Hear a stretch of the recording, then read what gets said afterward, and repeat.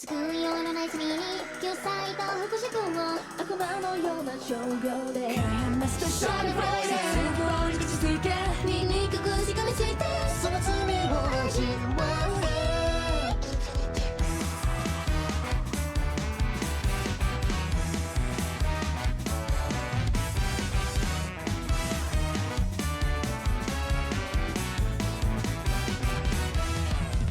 けらかき古の悪魔が蘇り誰かにつけがれし村人の魂に救済を施すだろうクリストル淡々と見上げる横で泣き崩れる創生ソギアはエンダミング悪魔のゲームはまだ上昇に続きつどちらか滅ぶまで逃れられんこの中の誰かがあの子を舐める悪魔だとか銀だとか興味ない種なのなノリでなさい悪魔なる非科学的大丈夫僕が身の守るさ救いようのない不条理語り合いすべりガンビ悪魔の情報暴け歩みスペシャルフライデー今の裏で吊るし上げるトロフィーそれまでは見ないマスカ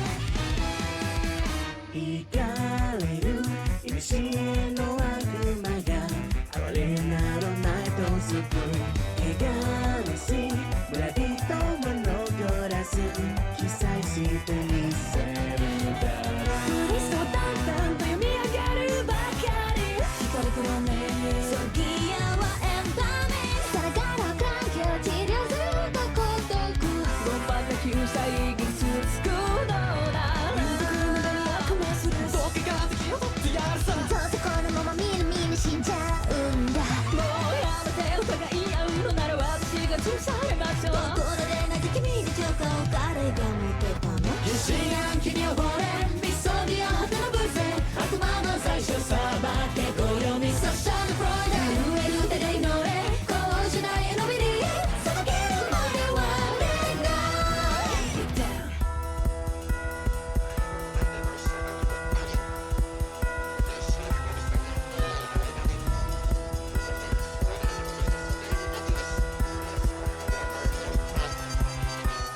弱気の鐘が沈黙を歌う思わぬ眠りを守るように裏外れの帽子たち血した苦労状今はの手紙には早く出してきて語り合い潰し合うより人のままで救済されたい夢と本性が目覚める誰かの不幸な気持ち一体誰がこんなことを全部悪魔のせいにする誰かのせいにする下なめすりの下へ移行した伸びたってお前が悪魔だなんて醜悪で冒涜的人間のそれじゃない僕はただの葬儀やからしか愛せないだけそして僕がめでて彼らは皆人だったさ苦し紛れの伝令重ねるほどにブリッシュ悪魔の正体さらせ You are my special Friday 馬をついせば勝利の灰が落ちたらはいなんてしまっただし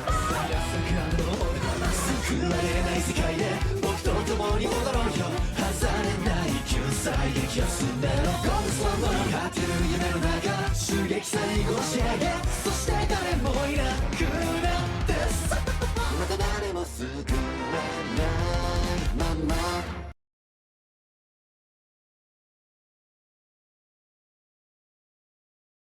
Can we talk about how Nintendo just recently announced Xenoblade X out of nowhere?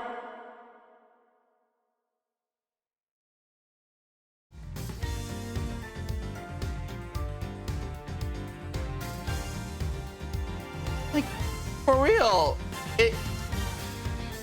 they just announced it out of nowhere.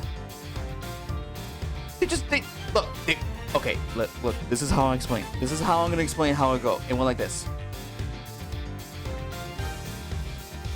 Oh, hi. Yeah.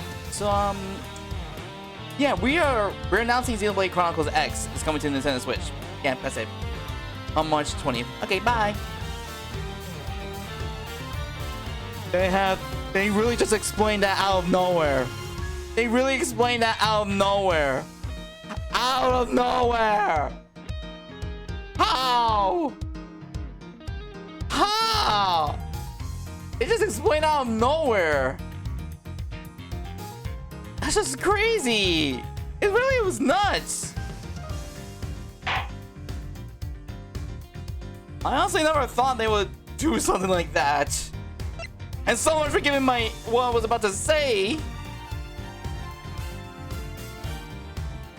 Like, I was just gonna say, hey, so something I didn't realize is that I went to, it has been a while since I checked my notes and all of like every game that I've played throughout, you know, this year. And yeah, that just went away when Nintendo just announced, hey, Xenoblade X.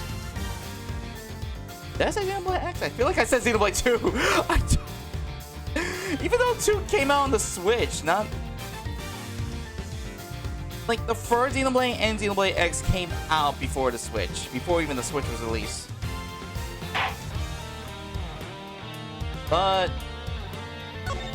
yeah. That's all I gotta say. It's kind of nuts how they just announce it out of nowhere. Literally. Okay.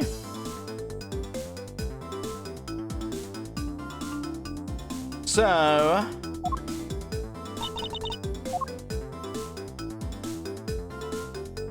let's hope Francisca gave us like a recap. That girl.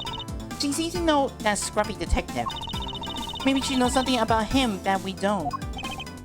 Agreed. However, she seems to be rather uncooperative at the moment. She's like a straight alley cat. I wonder what would happen if we feed her. Perhaps I will try feeding her.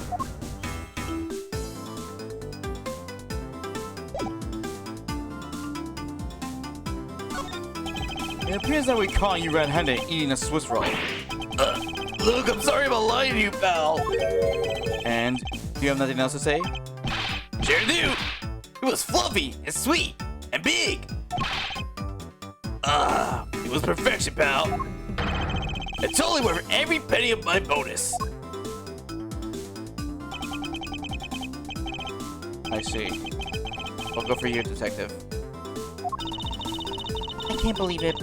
Well, it's almost funny when a fool is this unbelievably foolish.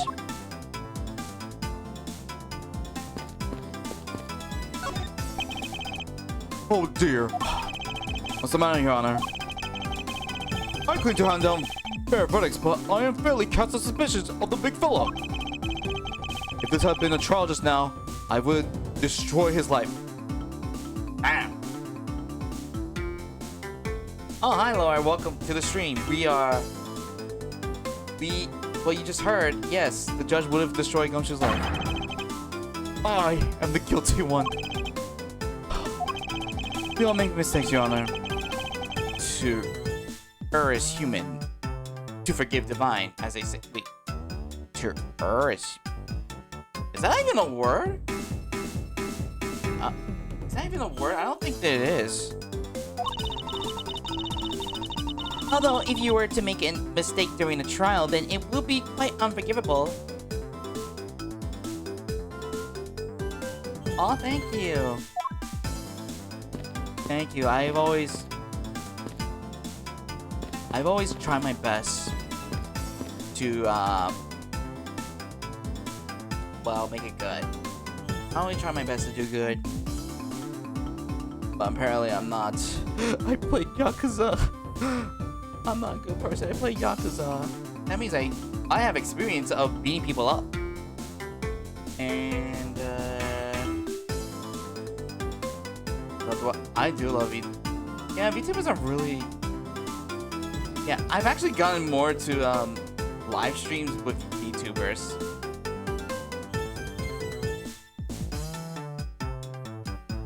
Oh, thank you. All right, now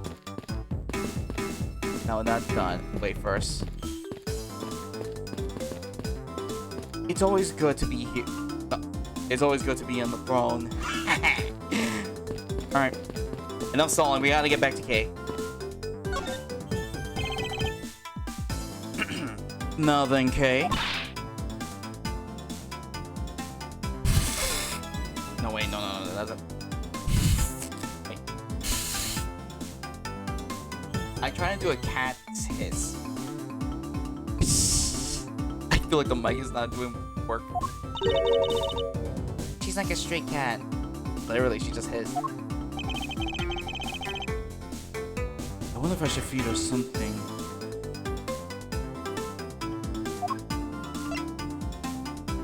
Would you like your Swiss roll? What's your favorite?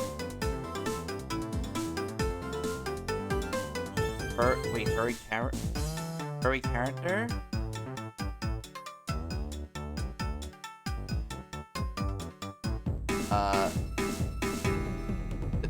Does Rouge the Bat from Sonic count? I know.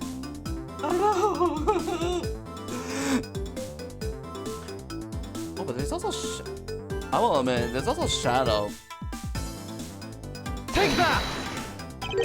Okay, I promise to give this to you if you calm down. Ah, it's this well. It really belongs to you, though, doesn't it?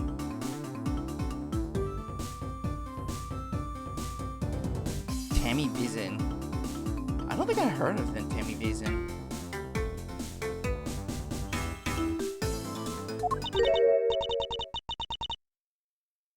Oh.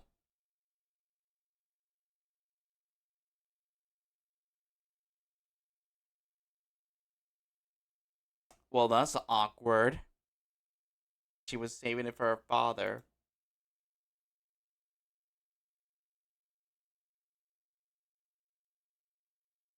A persona? I don't have one.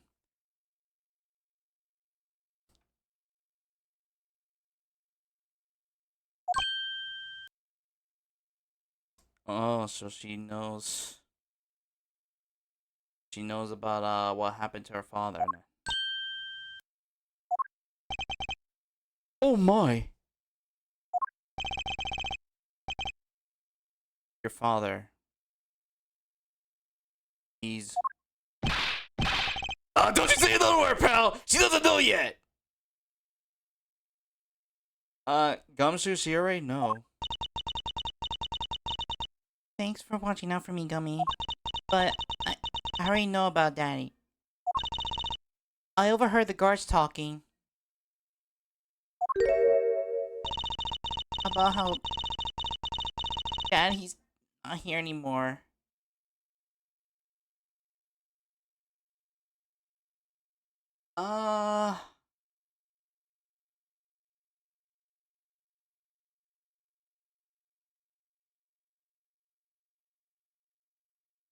Maybe I'll think about it. Just I don't know if I could like me. I don't know. I'll think about it. I never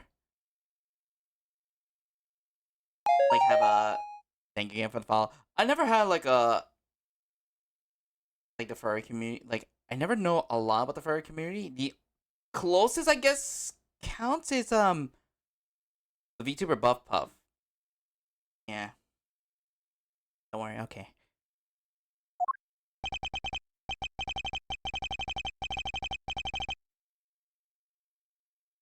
I'm sorry. I'm sorry I couldn't protect him. Okay. I'm not gonna cry. I'm not gonna... Oh. Oh. Oh, man.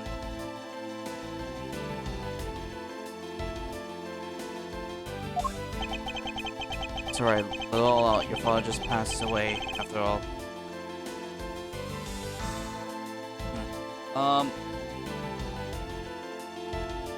Thank you for giving me the username. Just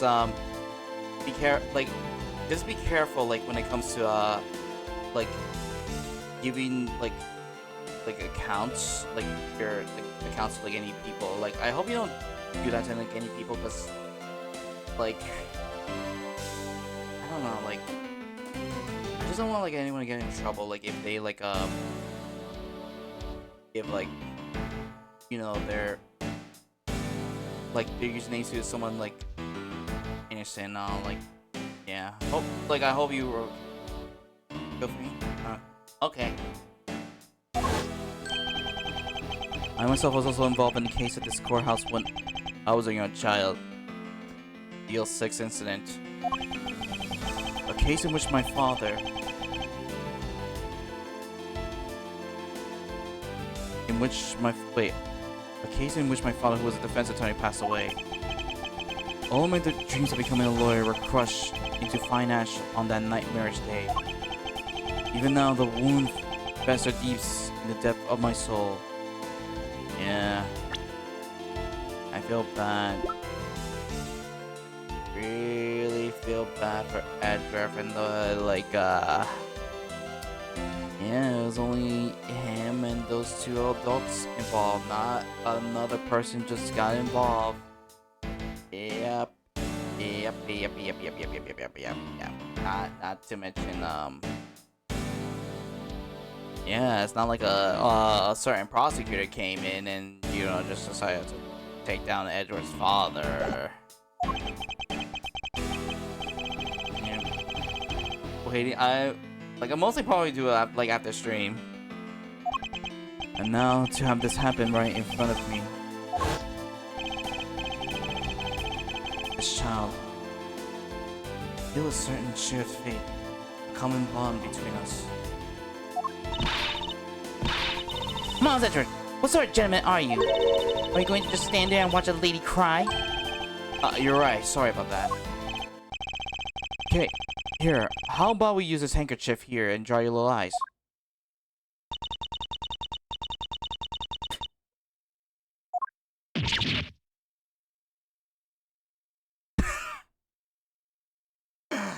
Well.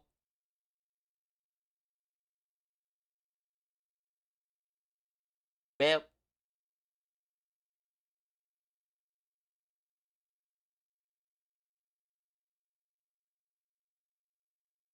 There goes his outfit. Oh my cravat! Don't you blow your nose on that! I feel better now, thanks.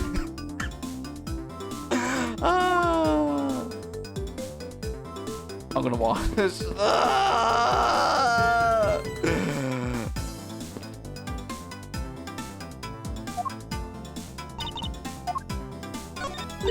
looks like the girl has finally calmed down.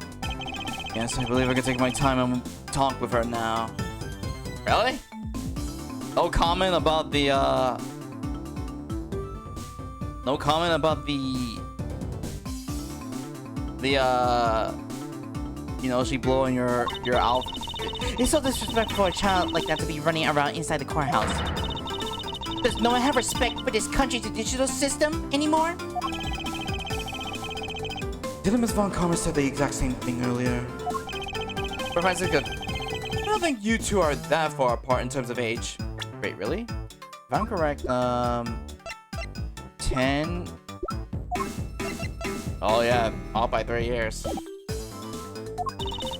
I'm about to become a prosecutor, so understand that I'm nothing like that little girl. Okay. Are you gonna be alright now that you blow your nose on the thing on Edward's neck? Yep, I'm already alright. Somehow, I highly doubt that. I'm not going to push it. I promise, Dad, if I ever cry in front of strangers... Wait. I promise, Dad, I never cry in front of strangers. Oh. And you're a good kid, aren't you, Kay? You always keep your promises, right? That's right. Even if I can't see Dad anymore, I'm still going to keep all my promises. You're a very brave girl, Kay. You're a very good child for keeping the promises you made to your papa. I'll even testify that you didn't cry, just for you. Thank you very much, lady. It's nothing. I'm only telling the truth after all. It would appear that because of our father was a respected prosecutor. Francisco is sympathetic to Kei's feelings. What would Kei say about our stuff? Ooh, that showed this to me before. Well, he was a prosecutor too. It was only natural that he had one as well. Dad would pin this badge on me a lot, just for fun. Pinning a prosecutor's badge on a child for fun. Dad said that if he put it on his clothes, a scary prosecutor would get mad.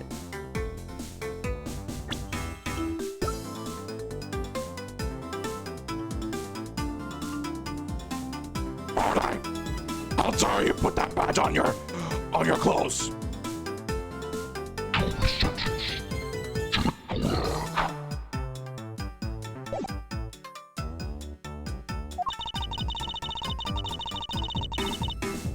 He also said that the scary prosecutor said it was more fashionable to not wear it. I wonder who that scary prosecutor could be. I wonder, could Kei be talking about Mr. Von Karma? Okay, about this. Huh? Are you giving it to me? But...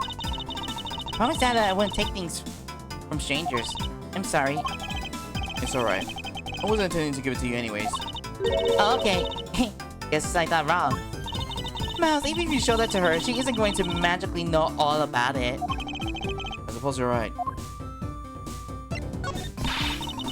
You really need to stop picking on Gummy, okay? Oh, Kei, Ella girl, you're a great kid. You know that? What's with their charming relationship?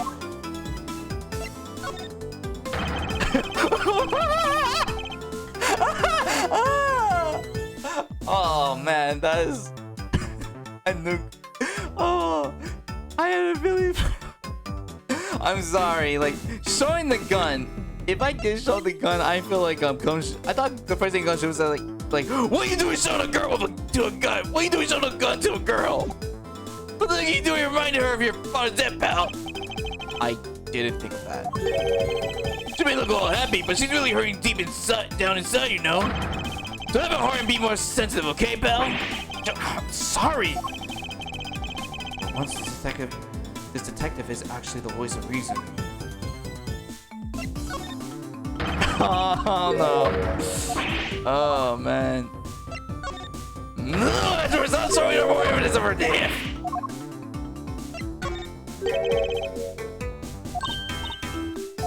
Oh. Okay. Damn it! Hey, pal, stop showing the blood!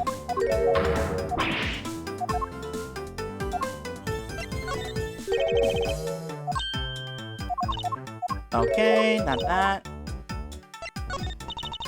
I came here with Pa, Dad for his work, and I wanted to eat with him. Dad. She looks so sad and lost. Can't bring myself to make her recall any more about these events. Nope. Okay. We got non-detective Bad's testimony. Not the balloon. Actually, is Kei profile? Yeah. Mr. Faraday's daughter. It seems she talked with Detective Gumshoe during the recess. Kei, what kind of person was your father? Dad was a hero of justice. His job was to catch all the bad people in the world. So to you, a prosecutor is a hero of justice, huh? I suppose we are in a sense, as we are the ones who seek guilty verdicts for criminals. Plus, you know what? Whenever I came to the courthouse, Dad will buy me my absolute favorite treat, Swiss rolls. Oh? I want to be a hero of justice someday, just like Dad. So I've been working really hard. I see. And what have you been working hard on? I've been working hard to keep all the promises Dad and I made together. Promise notebook. May I take a look inside, Kei? Sure, okay. It appears to be an exchange diary of sorts between father and daughter. So Faraday's writing conveys a sense of the kind of man he was. This little notebook just might come in handy later. Exchange diaries between Mr. Faraday and Kei. Thank you for showing it to me, Kei. I hope you continue to work hard and become a a hero just like your father. I'm gonna try. Hey, Kate.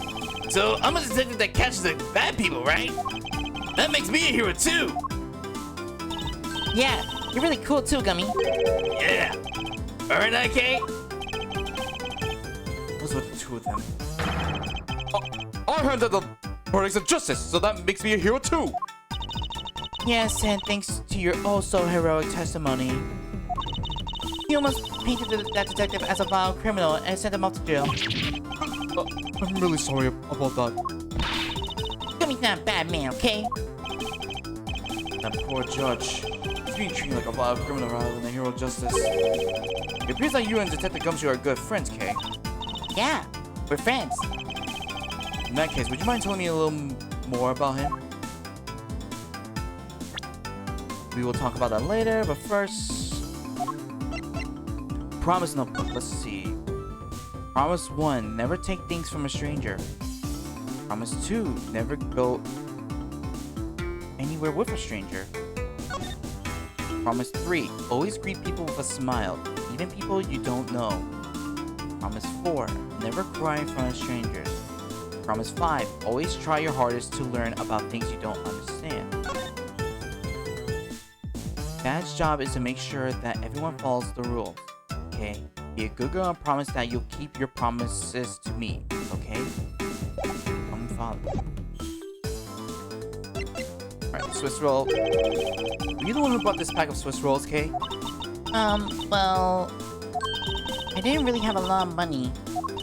And I somehow made $1 out of all the pennies and quarters I had. But that still wasn't enough and I really, really wanted one. Come to think of it, she did come and ask me to exchange a handful of change for $1. And that's when you came and asked me to change your money, correct? Yeah, thanks a bunch for doing that, mister. Sure. Let me ask you, even with that $1, you still didn't have enough, correct? Well, that's why... Hey, if you bully Kate anymore, I'm gonna have to arrest you, pal. Need I remind you that you're the one already under arrest? Ow! It says that Kay's gonna be less than forthcoming with this question. Ah, and that's where Gumshoe comes in. So I take it that you ran into Detective Gumshoe earlier. Yep. I was on my way to see Dad when I saw Gummy standing there. He was standing in the hallway staring really hard at the vending machine, so I said hi. And when was this? Before everything got crazy. How long were the two of you together? We only talked for a little while. And then we went our own ways. That's right, pal. Kate and I only talked for a little while, and that's it. Oh? Which means... We have now confirmed that Kay was in the hallway during the recess, isn't that right? You got me. Told you to stop picking on Gummy, mister. Very well. I'll just have to speak with the good detective in private later. Sorry about your roughly thing. Yes, well, now that it's positively drenching your nasal mucus. Don't worry, Kay, I have a spare. So here, you can have this one.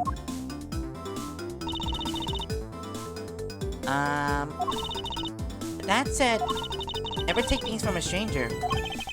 Ah, it's one of the promises you made to your promise notebook, correct? Yeah, look, see? It's right here on this page. Promise 1, never take things from a stranger, never go anywhere. Alright then, I'm not giving this to you. I'm merely allowing you to borrow it. You can take it home, wash it nice and clean, and then give it back to me the next time we meet. Okay, that's it. I couldn't borrow things from strangers.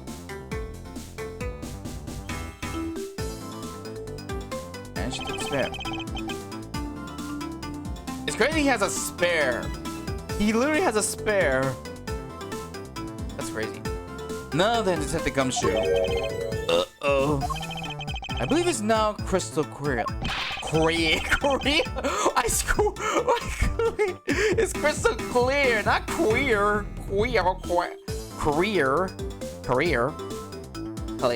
Crystal clear. And you were here with Lil K in the hallway.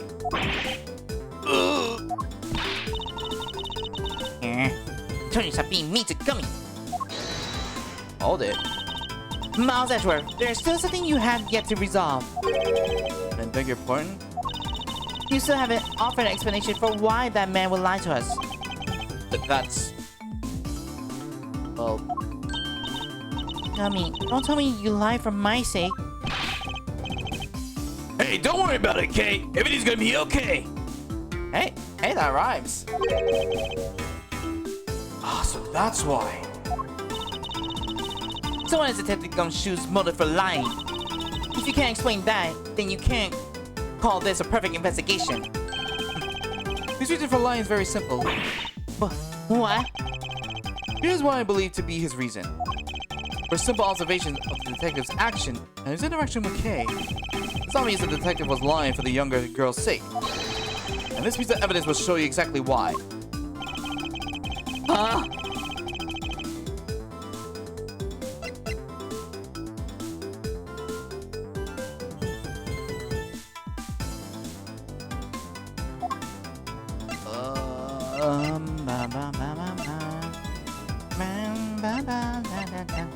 Is either the Swiss roll. Take that! This is that piece of evidence. What are you showing me that for? Does it? Oh. I don't get what you're trying to say with that. Or do you just like showing it off? Are you going to give that to me, mister? I don't feel that court needs to answer that if the girlfriend is at this time. What is wrong with everyone? Why are they all teasing me all of a sudden? Although, it's possible that perhaps I made a mistake and that's why. Now then, back to the topic at hand. Detective Gumshoe lied for Kay's sake. Know how the evidence which shows the reason why. The Swiss roll. Take that! Huh? Okay, it's not that.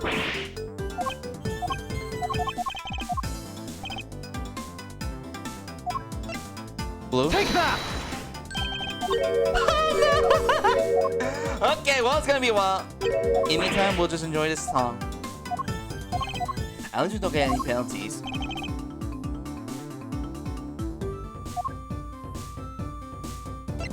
So it has to be the Notebook. Take that!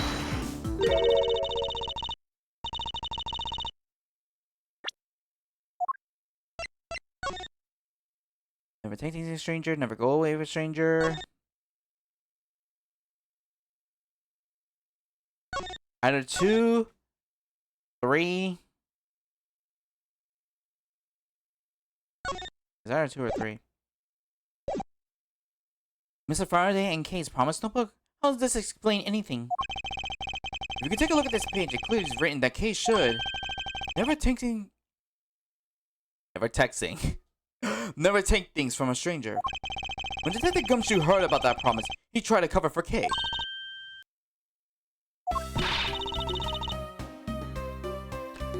What a foolishly foolish fools of a foolishly foolish reason foolishly fool for a fool.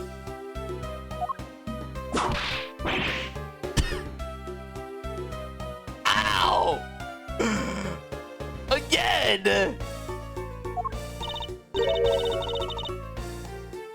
Actually, maybe she did have right reasons to with Gumshoe. Gummy, you lied because of me, didn't you? Because I'm your friend, Kate, that's why! Gummy! At long last. Detective Gumshoe, can you please tell me the whole truth now? Guess there's no being you, huh, pal? Okay, I'll spill the goods. I've been standing guard for a while. I was getting really hungry and that snack vending machine was taunting me. Well, the cash you had on you was $5, and that wasn't enough to buy anything, right? After all, the cheapest item of them in that machine is a $6 pack of Swiss roll. Yeah. Then, like an angel from heaven, Kate showed up.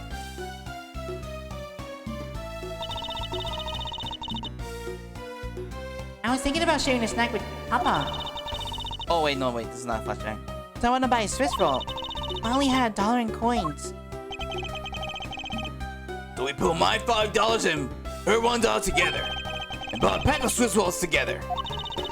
I was worried about breaking one of my promises. So then Gummy said, Mr. Faraday's one scary guy when he gets mad. But don't worry, he won't get in trouble if I don't tell, right? Besides, you brought it with me. So you didn't really get it from me, you know? he told me he'd be okay. And gave me the whole roll to save and give it to Papa.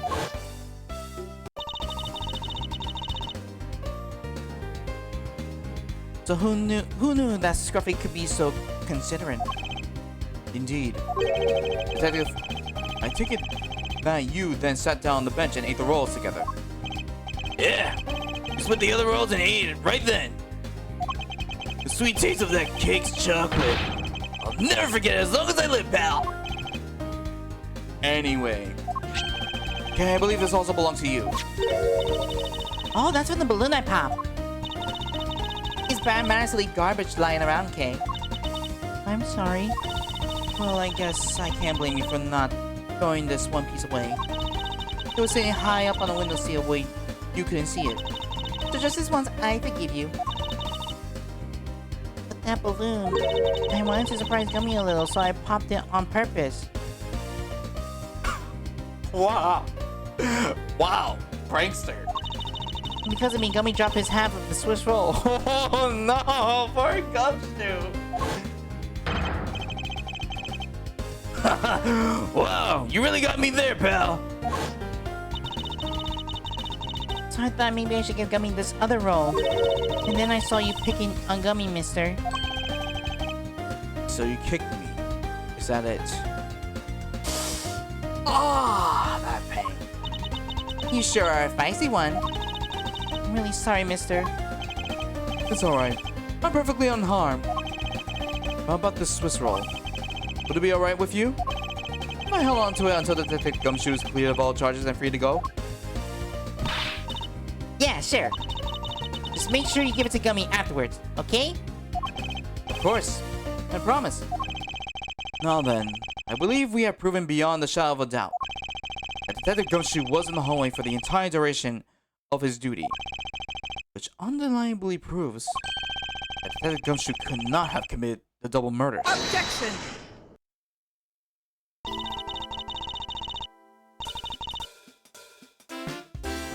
Actually, it proves just the opposite, Edgeworth. You've just shown that Detective Gumshoe is the only one who could have committed the crime. What do you mean? It's quite rude to eavesdrop, Miss Yu.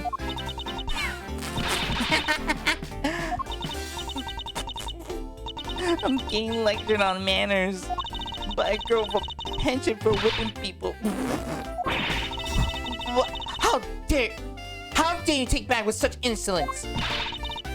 You're wrong, lady. Gummy's not a bad guy. He's not the bad guy. Oh, and what we have here? What is a child doing here in the courthouse?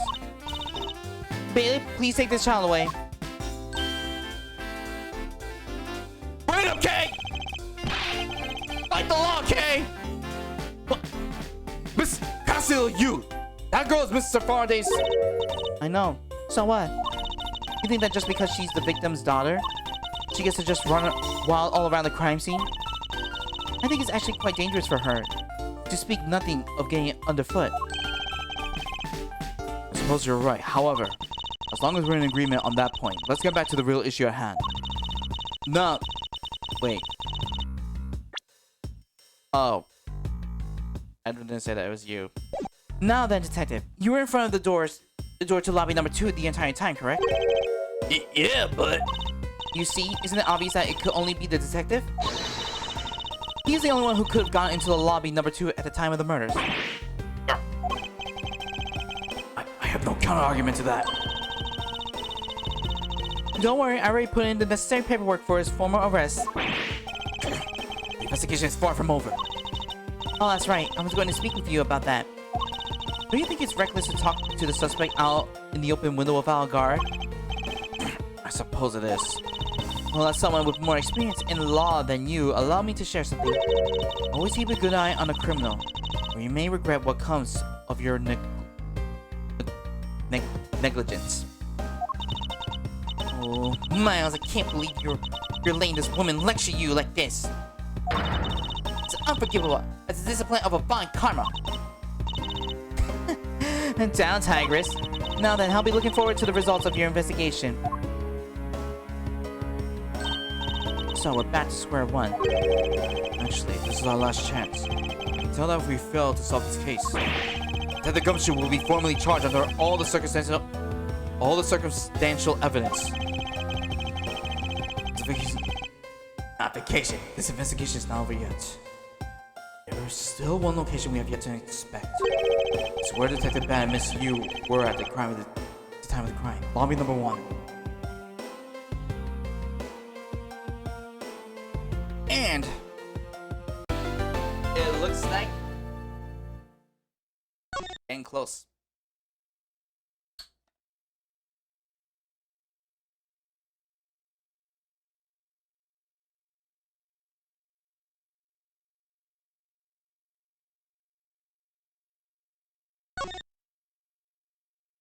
Save.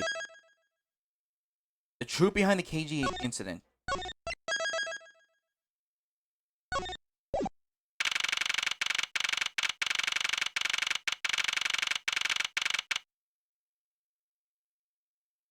Interesting. Defendant lobby number 1, 5:45 p.m.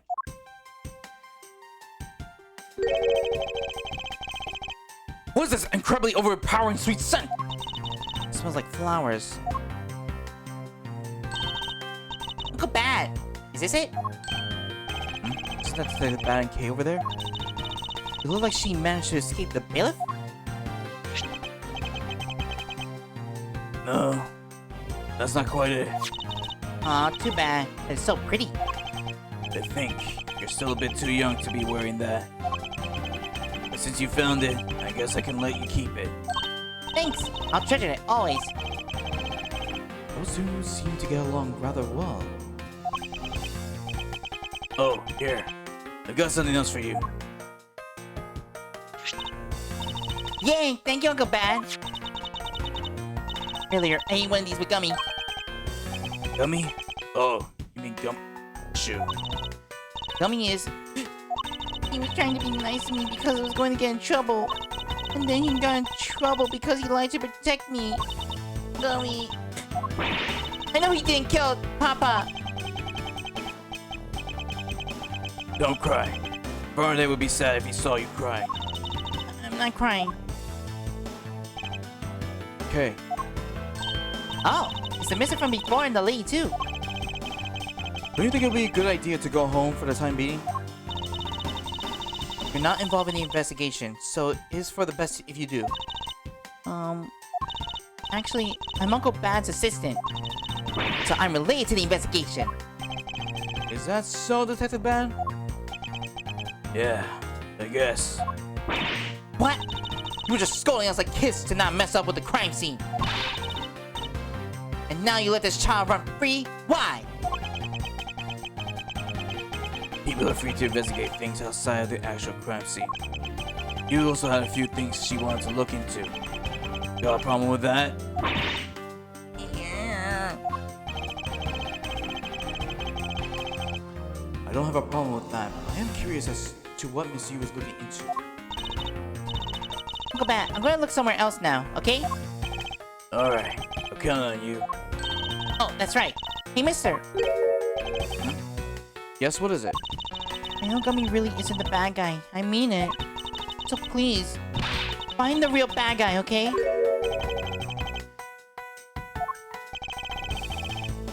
won't forgive whoever did this. In the absence of a perfect piece of testimony and evidence, there is no one else who could be the true culprit other than Detective Gumshoe. Do you want to know what I was pondering?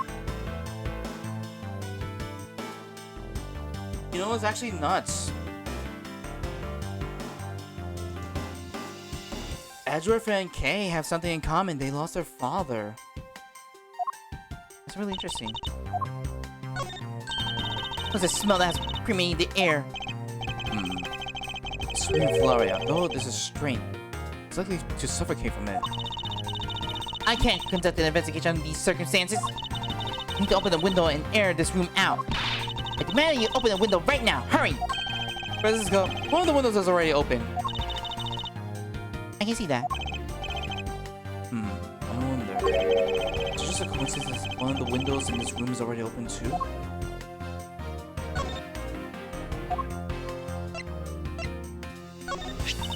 It looks like some sort of exchange already that the girl shared with her father. We're like that girl and I because they're both admirable prosecutors. We look up to our fathers. The only difference is that her father is now dead. And if my father, who is the anchor of my life, were to die, I don't know what to do. Well, oh man. We need to worry about that. Even if he were to be killed, most of our uncommon spirit would still go on living. Yeah, about that spirit. Don't talk about Papa like he's some sort of ghost. That was supposed to be a compliment.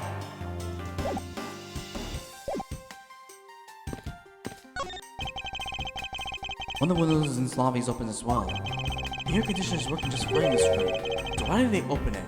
I wonder.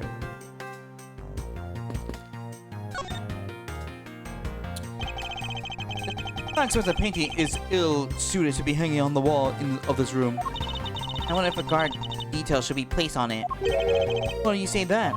Well, a desperate, low-paid detective might make off with it someday. You'll never know. She may be thinking about hiring a guard. It's obvious she isn't factoring in that guard's salary whatsoever. The secret plant leads are shinier than the other plant in lobby number 2. That's probably because it's next to the windows where it's easier to photosynthesize. You may be right, plus the curtains are always drawn in lobby number 2. The caretakers of this courthouse don't think enough about the plants, do they? That's because they're in the courthouse as caretakers, not a bunch of botanists. I wonder what happened. The television is the same model as the one in the defendant lobby number 2. Looks like the two rooms are basically the same in terms of layout and supplies. Yes. The two rooms are basically the same, huh?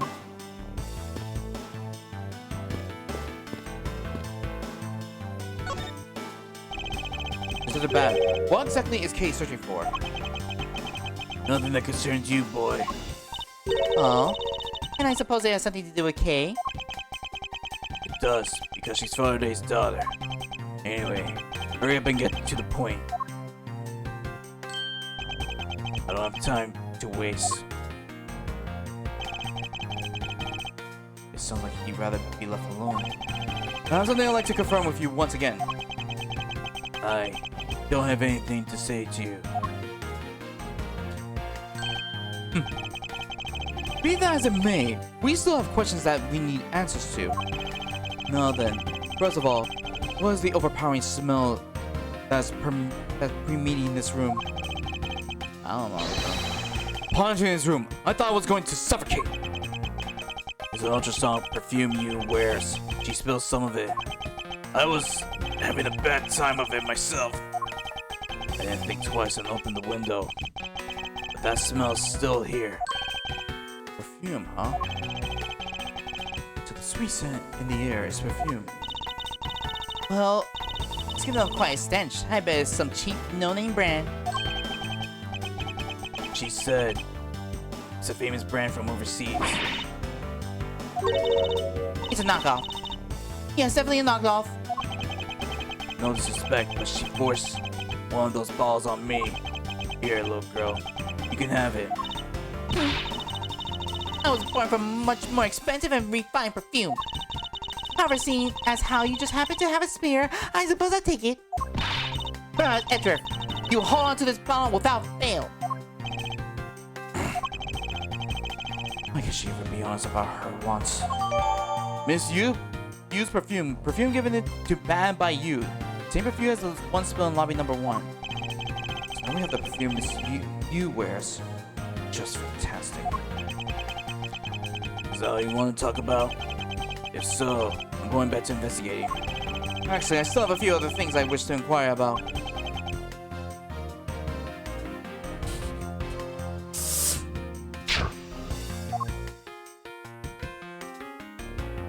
Sir, I will like it if you just let's change the scene. I'd like to ask you about this piece of evidence. Oh, it's the same one. All right, we already read this yesterday, so we're good.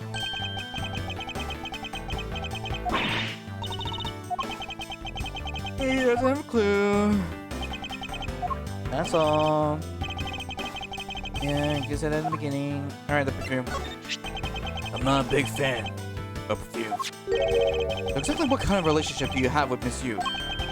Like I told you, we're connected through the victim of the KGA incident, the younger sister. I was supposed to protect her, but I failed in my duties. Just another pathetic detective. After that, Coach's not guilty verdict. Sparked our pursuit of the case, me and detective, and she as a lawyer. And sound effects. In other words, they're still working together.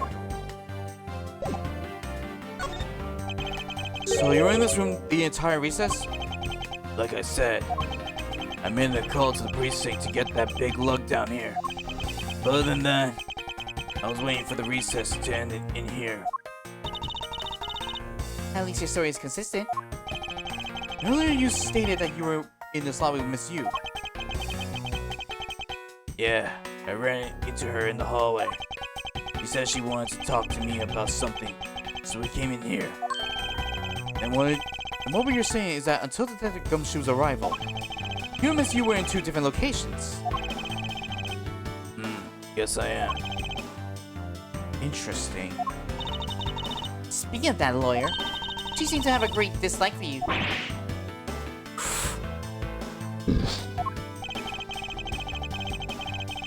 Let's see. Miss Yu is the sister of the victim of the KGA incident. And as I recall, Detective Bat was the lead detective on the case. I wonder if the reason for her disdain isn't simply because you failed to guard Cece, but because you were the lead detective on the case. You knew? I also know that today's trial involving the co-deputy and MC staff member is being referred to as the second KGA incident. Now then, Detective, I believe it's time you were honest with me. And told me the truth behind your relationship with Miss Yu and Mr. Faraday and the KGA incident. If you already know that much, I guess it'll be alright to tell you. Now then, I'd like to ask you a few questions about the KGA incident. It's not exactly a happy story, other than the people who were directly involved. You two will be the first to hear what I'm about to tell.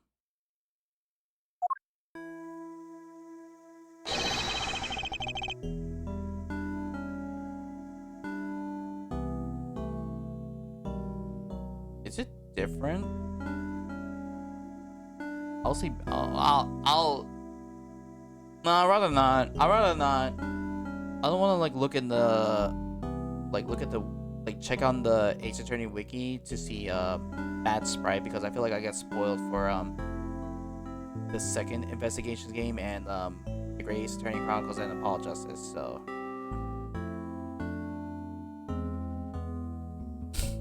He's on. He's not smoking. He's just.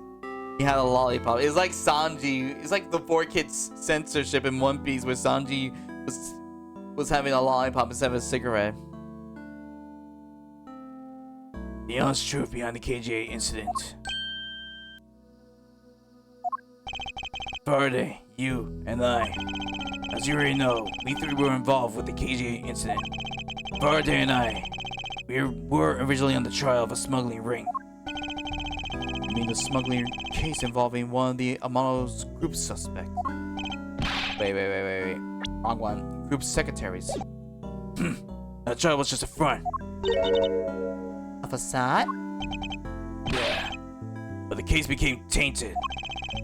All because the witness, who was going to testify about the amount of groups tied to the smuggling ring, CCU, was killed. And what became of the secretary who was arrested?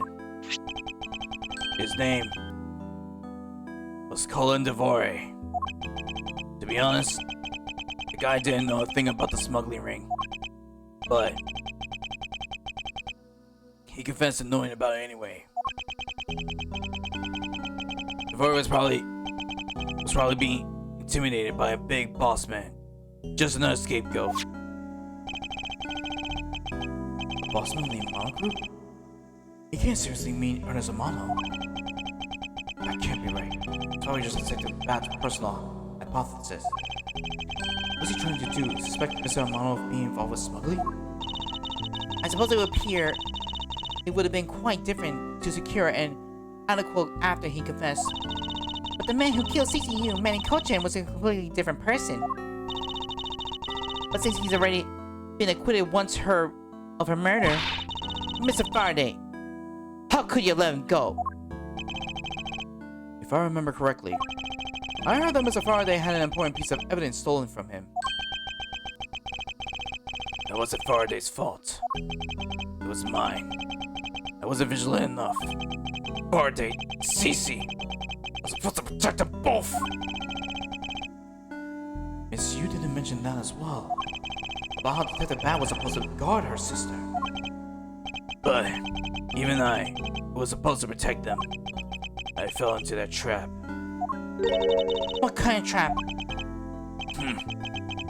The holes in this jacket are a testament to that trap. You mean you were fired upon? You were shot at that many times in one gunfight? No. Only about half of these are from that case. But the reason I continue to wear this jacket is to remind myself of the lessons I learned from the KGA incident. I see. I couldn't protect CCU, and the suspect was found not guilty. We had hit a brick wall as far as the law was concerned. And that's when she came into the courtroom, the victim's sister. That's when I first met Kalisto Yu.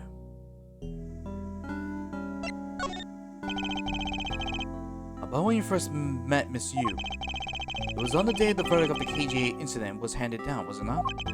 Yes, Faraday and I, we apologized to her from the bottom of our hearts. It was all we could do, but just saying you're sorry won't bring my sister back, she said. And then she gave me a hard slap across the face. Oh. She certainly had lost a lot of self-control to stop at just a slap.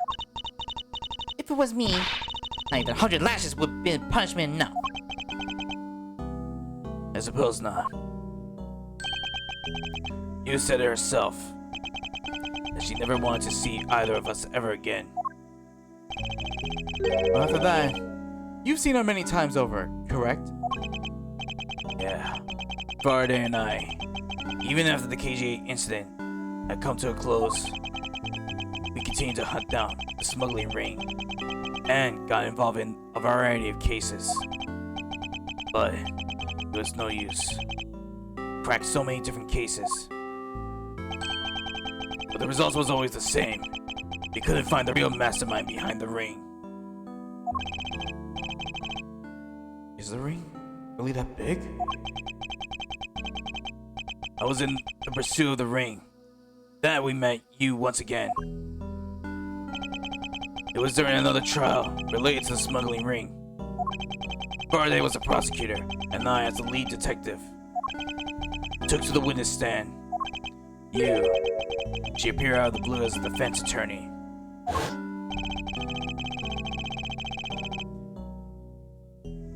Her client was related to the smuggling ring and she was defending them? Yeah. You was pursuing the ring as best as she could as a lawyer. I think she defended Rel this time for the same reason. Come to think of it, Miss Yu did say something to the same effect. I have my own agenda. I'm still on the hunt for the leads regarding the KGA incident, alright? And for that, you have not a single qualm about defending the known killer? Don't put words in my mouth. I said no such thing. The only way I had to get close to Mr. Rel was to be his lawyer. I had no intention of covering for him. Ever.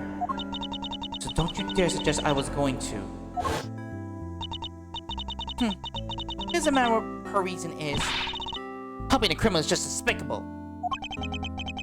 You're so naive, little girl. I could have stolen this lollipop from you. That's how naive you are. How dare you insult a daughter of Avant Karma? Just like us, you felt that she had hit the limit of what the law can do. That's all. The law's merely a tool. There's no limit to it, only the skill of the craftsman. You two are still too young. One day, you'll know what I mean. But enough sidetracking. What matters is that we met you again in pursuit of the smuggling ring. That's all.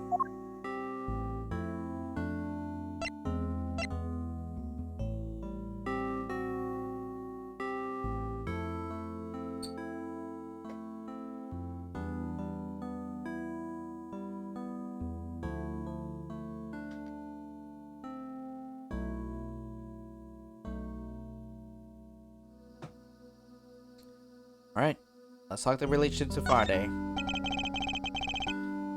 So what is your relation to Mr. Faraday? You even seem to know Kay fairly well. I met him when he was a rookie prosecutor. Known him ever since.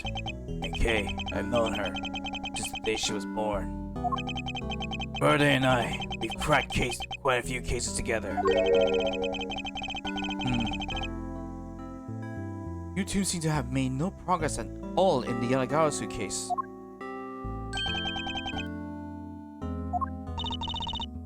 Did we touch a nerve? I only have one thing to say to you. No one knew more about the Yatagarasu than me and Faraday. That's why I was called upon to testify in today's trial. To prove that Rel was not the real Yatagarasu. Which I would have done if he had turned around and accused Faraday. After the accusation, I was asked to testify, but this time, to prove or disapprove the accusation. I guess I won't be doing that either. I sense there's still more to that statement than meets the eye.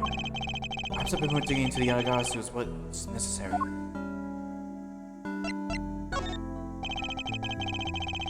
You claim to know much about the Yatagarasu. Would you care to share what you know with me? What you two should be looking for right now is proof of murder's intent towards Faraday and Rel.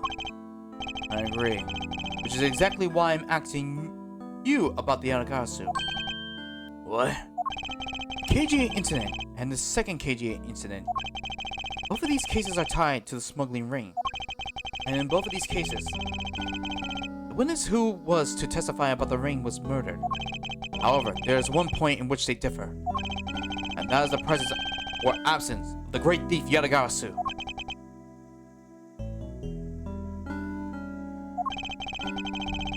Mr. Rel claimed to be the Yatagarasu. However, in the middle of the trial, he suddenly declared Mr. Faraday to be the real Yatagarasu.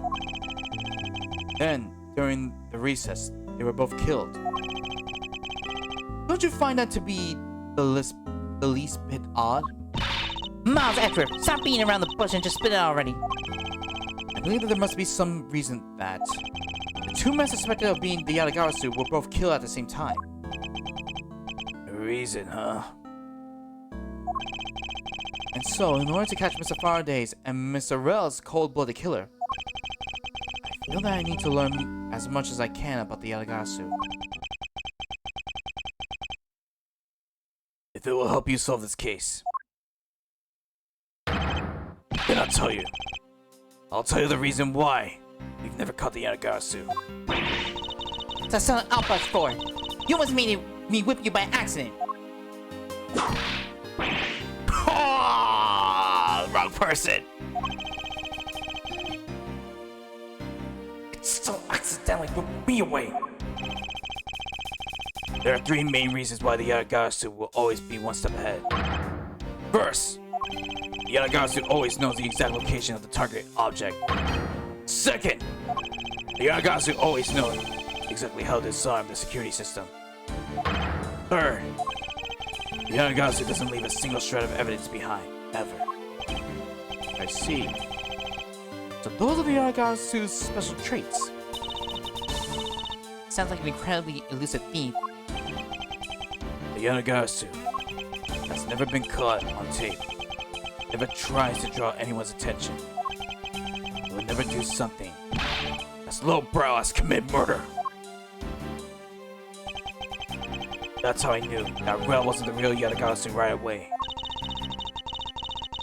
But you can't use that sort of logic on its own to prove that he wasn't. Listen, little girl, I'm not done talking yet. Yeah. What's different about this time was that evidence related to the smuggling ring was sent to the police. And the sender was none other than the one who infiltrated the Kodobian embassy, the Yanagasu. The Yanagasu sent the evidence? Until now, the Yanagasu will always publicize any corrupt dealings through the mass media. But not this time. The evidence this time was something only Faraday and I, and a select few others knew about. In that case, how can you be so sure that it was Yanagasu who sent it? Not a bot. Maybe, I don't know. How you doing, Roxanne? Yeah. That's easy.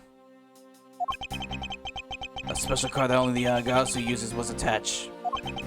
That's how I can be so sure. You know? Yeah. And what just sort of car is it? Here, take a look at this article. Whenever the Yanagasu wants to publicize something, a white car is sent along with the stolen information. Hey, a white card? I am honestly confused.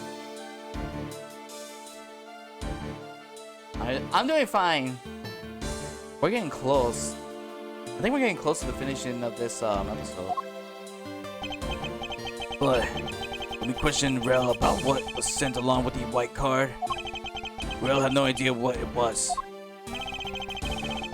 Ah, so that's how Detective Bad knew that Mr. Well was a phony. Thank you very much. I have a much better understanding of the Yanagasu now.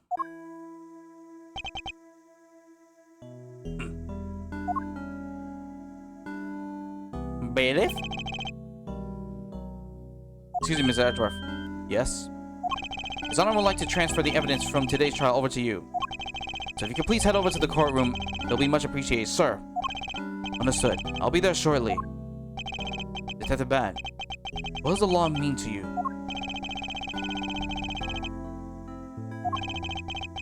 Finding the answer to that question is the only reason I'm still alive. Wait, are we going to trial? Are we just going to go on a trial? I became a prosecutor to find the answer to that question myself. You're welcome. I'm not gonna lie, this is the first time I see someone like saying X instead of Twitter.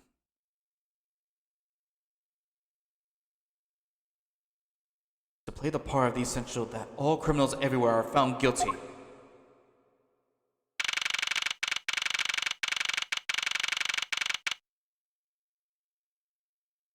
I can't say X.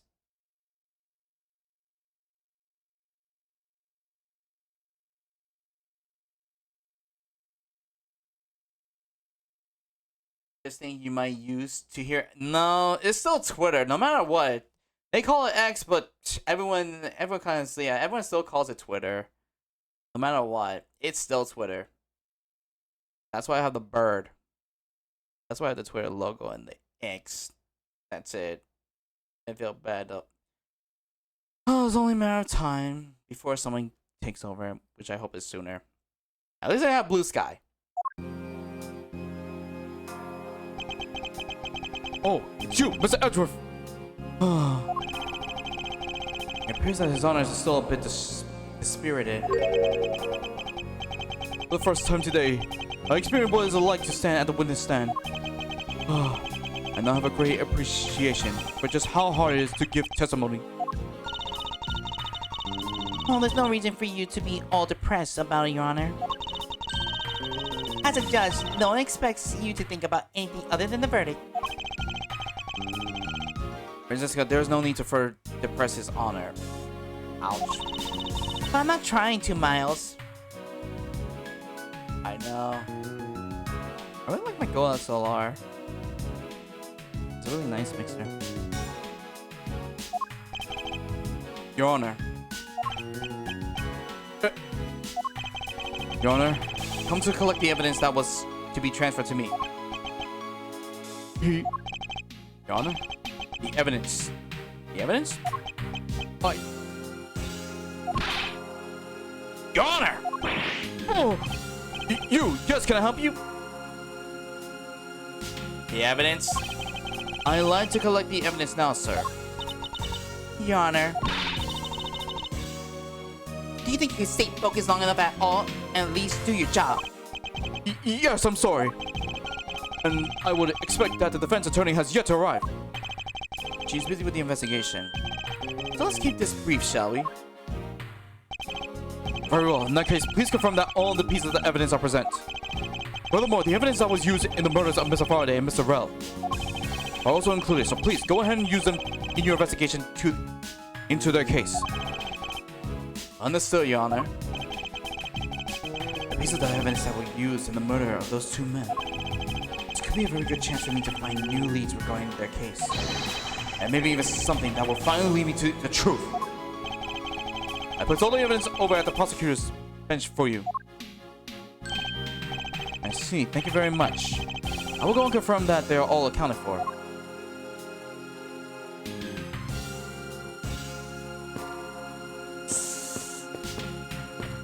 What we do, we go back here. Oh!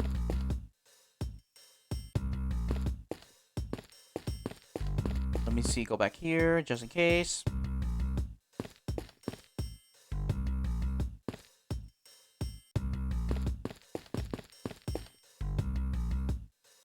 Okay.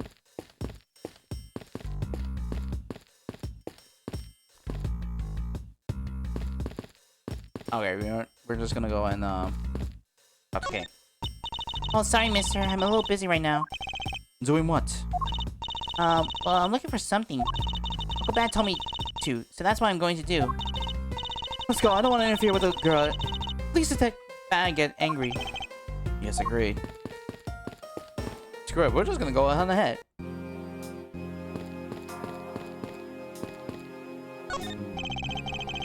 Why is that Miss Yu prepared just sitting here on this table? You know, you can't just walk off with it, right? Of course I do.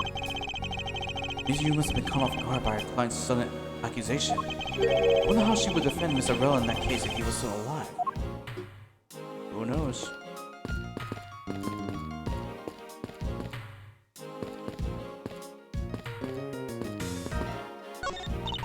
In the viewing gallery. This is where the riffraff sit when they come to watch. Situated at the same height as the judge's bench. I wonder if that's to represent the intense scrutiny of each and every case from all sides. Miles Edgeworth, are you trying to not man enough to stand up all those eyes? Sir, of course I'm man enough! Oh, this might be our last time. This might be our last time here. Taking throne.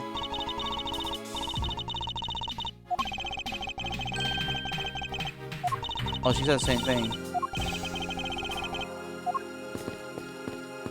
Oh, oh.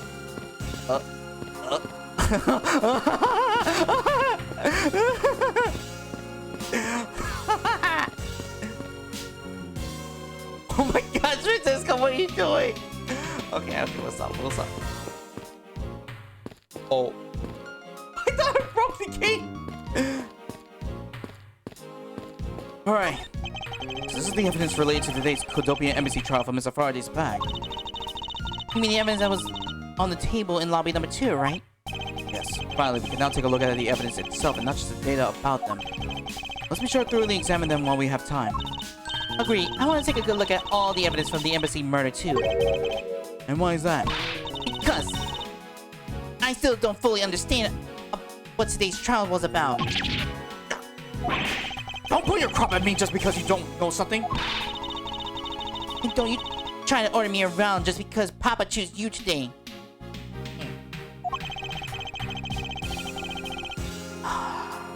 I see someone is still sore about not being picked by Mr. Von Karma. It's also related to the knife. It's also real to see the knife up close. Wait. Oh, it's Francisco that said that. Damn. Let's see, we have a knife, gun, an envelope, and what's this organizer doing here? Oh, that's right. I completely forgot to tell you. About what, Your Honor? They found Mr. Faraday's personal organizers inside the evidence bag of his. Detective Bat requested it to be passed along to you. He said it will help the investigation. Detective Bat said that? What a strange stroke of luck. Oh, never look a gift horse in the mouth. You might as well flip through it. I won't rest until I expect every suspicious looking cranny. The gun. This gun was originally used to kill the Kodopian Embassy staff member. The crime was reported. Responding police found Mr. Rel still holding onto it, which led to the immediate arrest. And then this gun took the original shooter's life. How ironic. Indeed. There doesn't seem to be anything else we can learn from this piece of evidence. It's the knife that was used to kill Mr. Faraday. Who would have thought it was such a beautiful piece of art to be useful for such a cruel act? And it never crossed your mind that you used your riding crop for the wrong purpose? I want to look at this one first. I took a quick look through these documents before the trial started. Well, I wasn't even afforded the opportunity to skim it. Suppose I should explain it to you then. Yes, you should. Perfectly, and entirely, if you please.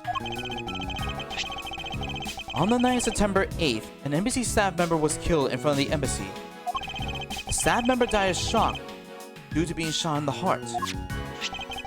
Mac Rel was brought in that night as a suspect and thoroughly questioned. Because a murder weapon was found on him, for which he was arrested on the spot. A symptom of a man. That's what he was. Perhaps he was. The weapon wasn't the only incriminating evidence we have. Mr. Rel was caught in the act of film by a security camera. He was even a bigger simpleton than I thought. I can't believe he didn't notice a security camera. The Kodopian NBC staff security system is supposedly very well designed. He may have simply not been aware that there was a camera in the area. So, have you seen the contents of the video for yourself?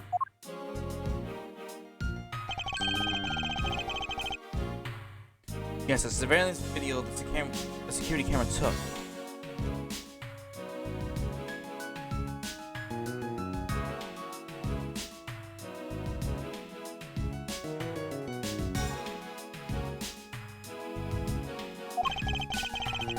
It was played during the trial by Mr. Faraday.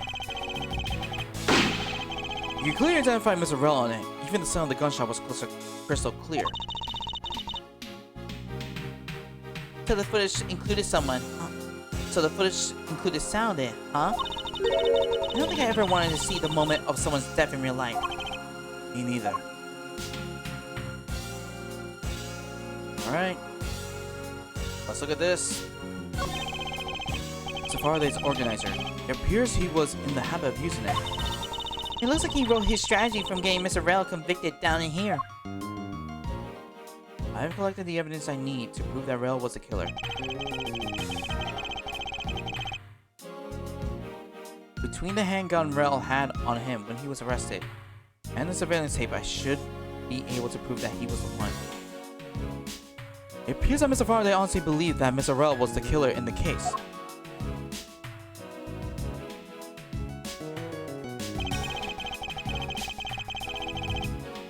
The sound of his handgun going off was recorded with superb clarity on the surveillance video.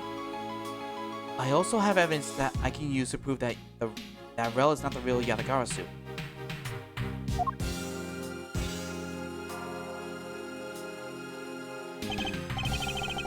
He apparently also had a very definitive piece of evidence. As long as I have the Yatagarasu key, I can prove he's a phony. If I present it to him in court, this should clear everything up. But I hope that this will finally bring it to an end. I believe that Mr. Faraday was well prepared to discredit any claim Mr. Rel may have made about being the real Yatagarasu.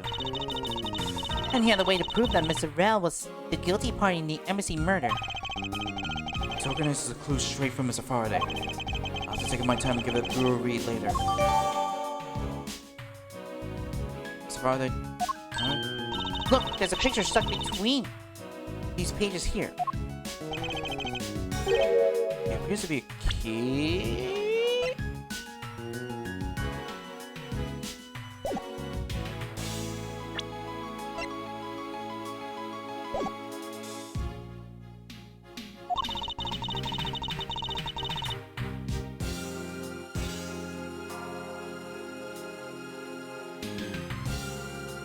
Oh, that design really hooked. Let's see how long we'll take for that. No matter or than one at that, just look at the design of the handle. The craftsmanship is superb. Could this be the Yanagarasu's key Mr. Faraday mentioned in his organizer? Yanagarasu's key? Is that the badge said something earlier? What's different about this time was that the evidence related to the smuggling ring was sent to the police. And the sender was none other than the one who infiltrated the Kodobian embassy, the Yatagarasu. Oh wait, I forgot Echo, I forgot the flashback. The Yatagarasu sent the evidence? Until now, the Yatagarasu will always publicize any corrupt dealings through the mass media. But not this time. The evidence this time was something only Faraday and I, and a select few others knew about.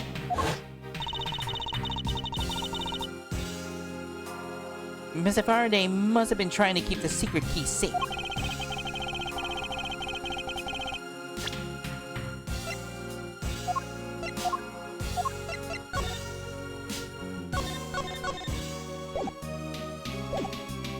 As a prosecutor, both the Yatagarasu and smuggling ring cases, that's to be expected.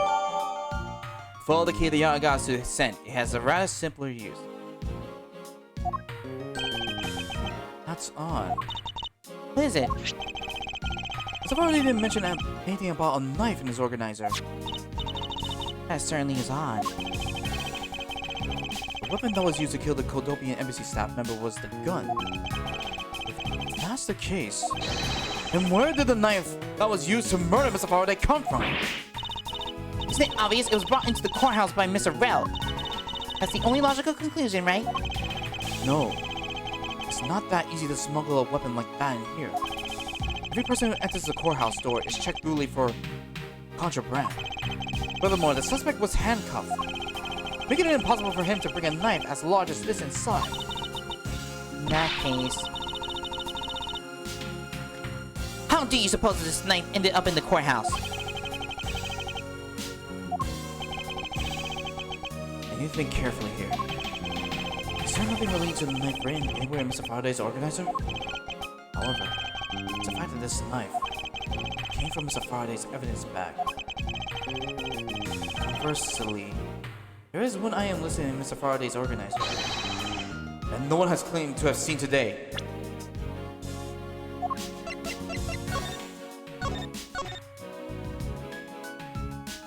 The handgun, the tape, sound, Yanagarasu's key. So in order to prove this, solve this mystery, I believe I will need to take another good look at the evidence. Miles Edgeworth, can I take the fact that you have yet to answer me? To mean that you don't have any few answers? To mean that you don't have an answer for me? There's only one simple answer.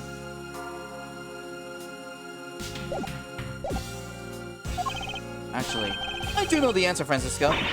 What? What is it? One of the pieces of evidence we've been holding on has been hiding a secret of his own. And it was through this piece of evidence that the knife was brought into the courthouse. Take that! Yanagasu's key Mr. Faraday mentioned in his organizer. This is how the knife was brought into the courthouse. You're not making any sense, Miles Edgeworth. You need to look a bit closer, Francisca, to see what I mean. Don't the color and ornament of the key's handle remind you of anything? They do remind me of the knife. Very good. Both the Yanagasu's key in this photo and the murderous knife have this very unique design on their handles. Furthermore, even though Mr. Faraday mentions the Yatagarasu key, the only object that we found at the crime scene was the knife. You don't seriously mean to say... It appears that you finally caught up. And yes, I do mean to say that these two pieces are in fact one and the same. That's impossible! Even if that's what you believe, we should still investigate this possibility. Yeah. Now then, let's examine this knife at a little more detail.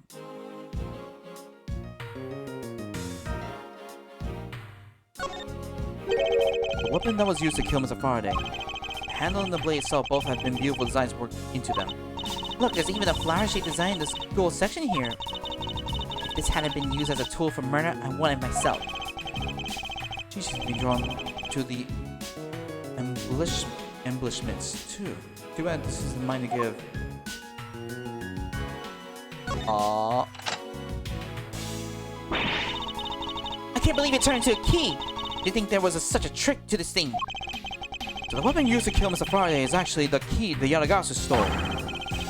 This piece of information is more crucial, more critical than anything we've learned up till now. It's been updated. Frankly, I'm shocked. Faraday only mentioned the key aspect to this piece of evidence in his organizer. It's possible that even he had no idea the key was hiding a knife blade inside. But if that's true, then only someone who knew about the key to the knife trick could have killed Mr. Faraday. Even among law enforcement, this key was top secret. We're looking for someone who knew even more about the key than even Mr. Faraday. Meaning that the only person who could have been the one who sent the key in the first place. The great thief Yatagarasu. And maybe Mr. Rel really was the Yatagarasu. And he was the one who killed Mr. Faraday. Isn't that one possible scenario?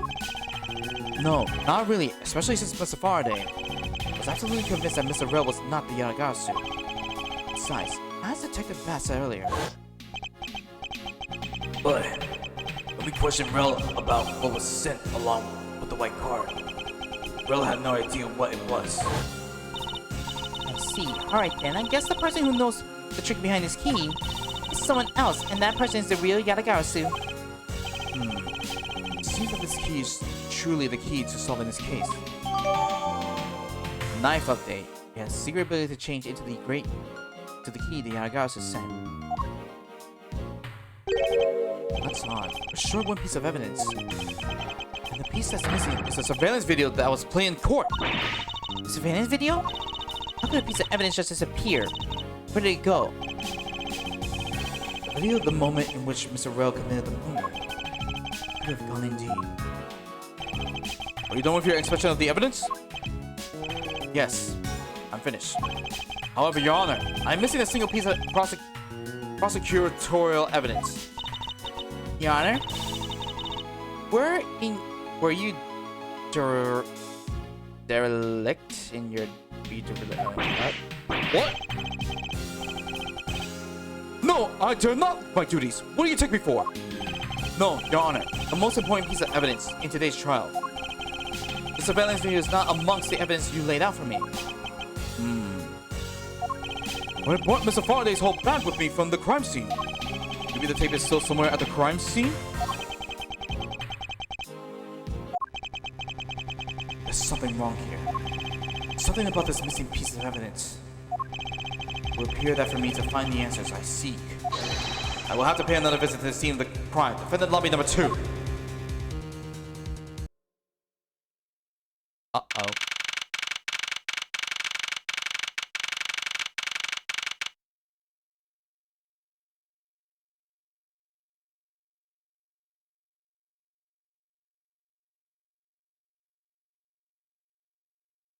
Well, this person looks familiar.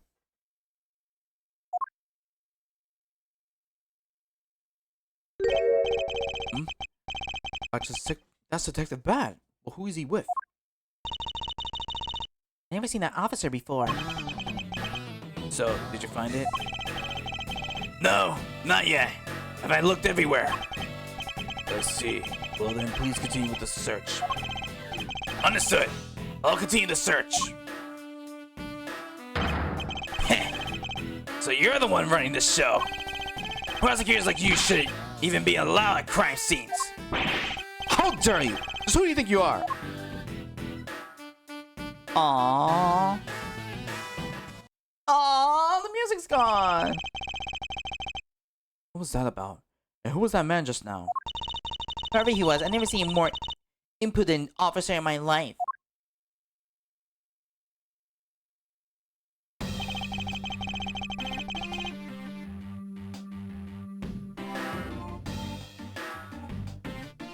Does he even know that we're standing right here behind him?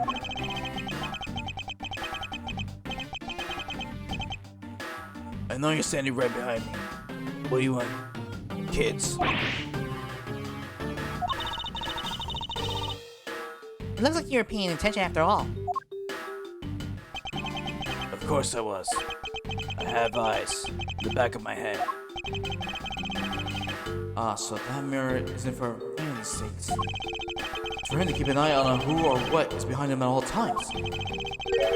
So tell me, Detective Bad, who was that rude man just now? The guy came here from the Republic of Zhangfa to study. He's Agent Lan. He's trying everything he can to revive the lost honor of his family. He's traveling the world, studying different philosophies of attainment from scratch. Visiting various police departments around the world? There's a lot of dedication. He's still just a rookie cop, but I sense a strong grudge of some sort from him. The guy's more useful than Gumshoe, even if he is rude. Oh, he sure has a lot of guts to come to this country and give prosecutors a hard time. I agree.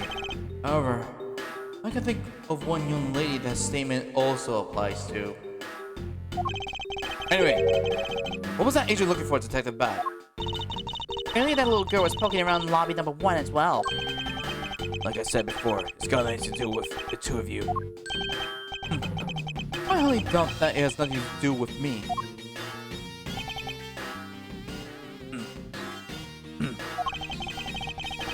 Fine. If this is the game that I must play, then I will take this opportunity to draw what he's been hiding and what happened in this room straight from him.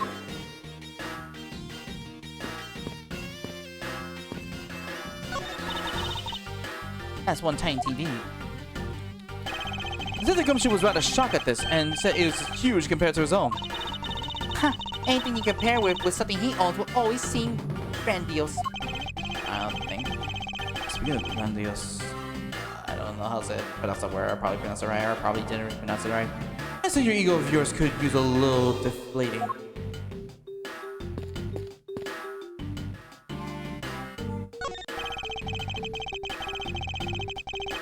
No, I was not meant to that.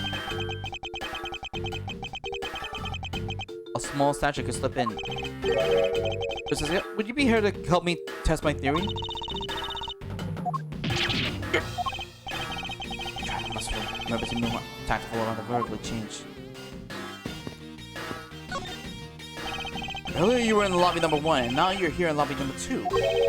You're quite the busy man, Detective Bad. Multiple returns to the crime scene brings about success. That's what we detectives say. see. In that case, you wouldn't mind if I asked you about what happened again, correct? I don't have anything left to say to you, boy. Boy! You'll see. I will drop my answers from you one way or another. Would care to help us even a tiny bit of our investigation? I gave Faraday's notebook to the judge earlier. That's help enough, don't you think? Please, we are asking you for a bit more of your cooperation. Don't push me, kid. I'd like to ask once again about what happened around here at the time of the crime. I refuse to answer. Any more investigating you do will be a waste of time. Besides, how am I supposed to answer questions about things I don't know about? Things you don't know about? But aren't you supposed to know everything? He should. Wait, is it possible? He doesn't know about the trick behind that piece of evidence? I should try showing it to him. Maybe it would be a key to gain some answers from Detective Bad. Detective Bad? Do you know of this existence of item in this photograph? Of course I did. It's my job to know everything related to the Aragasu case. In that case, let me ask you something. Did you know that the knife that killed Mr. Faraday and this Yaragasu's key are one and the same? What? That's impossible! It looks like you didn't know after all. This piece of evidence, which we call the Yaragasu's key, is actually a well camouflaged knife. Literally. Check this out. Change! Now!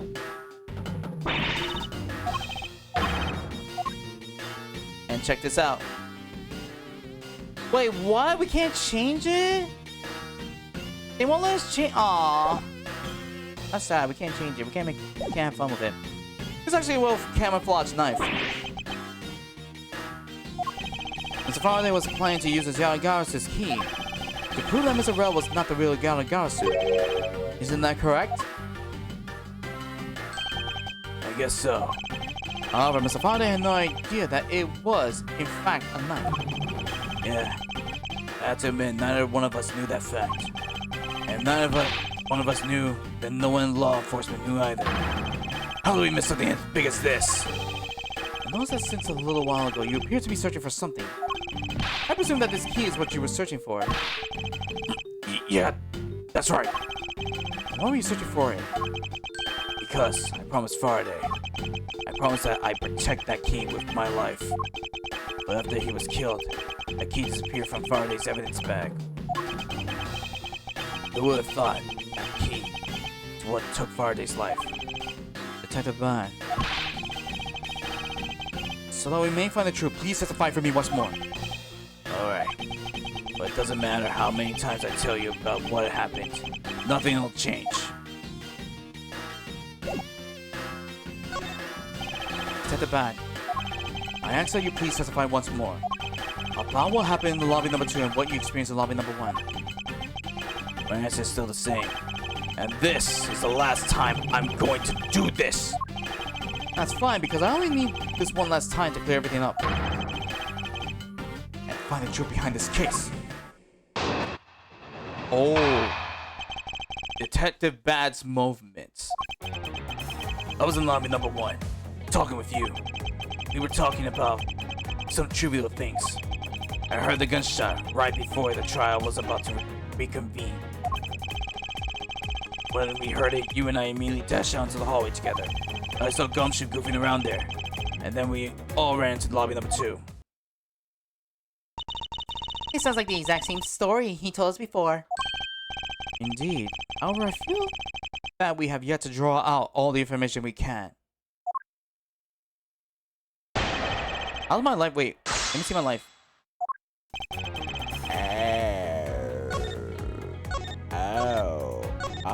Oh no. Oh no. Oh no. Hold it! Oh no, where? Why did Miss Hughes choose lobby number 1? Answer me! Who knows? She just said that she has something she wanted to talk to me about. And we walked into lobby number 1 together. That's all. Does it have to remain the same as before? I see. Hold it! I was hoping you could expand on what exactly you were discussing with Miss Mew. Mew, I said Mew. Cheer yourself. It was nothing important. That's from me to the side.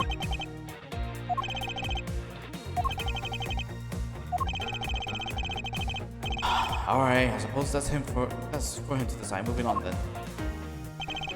I heard the gunshot right before the trial was about to reconvene. Hold it! Until you heard the gunshot, did you notice anything else that was out of the ordinary? I didn't hear any other strange sounds until that gunshot. The gunshot Detective Bad heard was really the one from the murder. I would give that other piece of evidence an entirely different meaning. Which one would that be?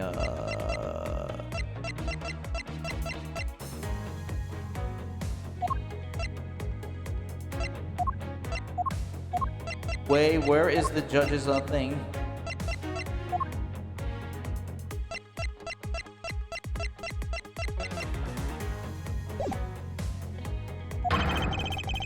I say you please amend your testimony with that statement just now. Sure.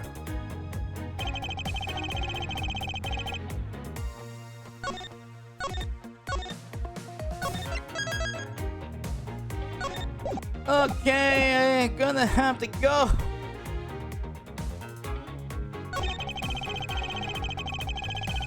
I think it's not that.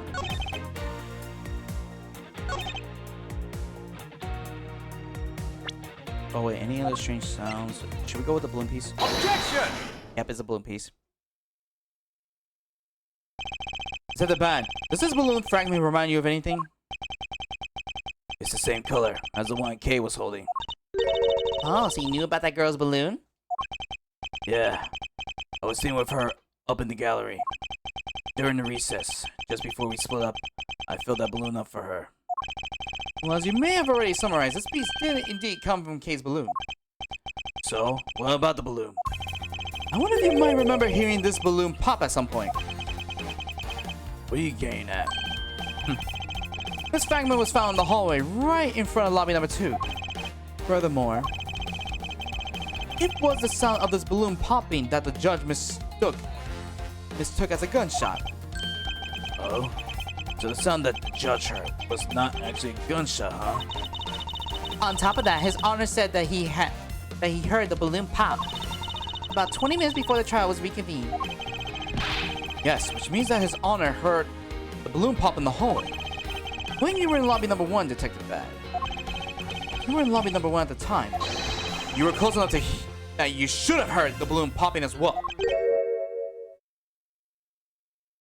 What? So? So give me a so? We just proved that there is a flaw in your testimony. The crack of the truth is louder than the sound of your sweet naivete cracking. And since you kids don't seem to know, let me fill you in on something. You ever stop to think why the doors and the walls of this place seem so rugged? That's because they were designed to keep secrets from being leaked. Hold it. What is that supposed to mean? The doors and walls are also thick. The window panes are double layer. To top it all off, even the curtains are made of a special sound absorbing material. Then you mean... Since I was shut up inside lobby number 1, there was no way I could have heard that sound. No. I knew that was what he was going to say. That means that Scruffy-Face's testimony is completely useless. If the room are soundproof, then of course he wouldn't hear any sign of a struggle.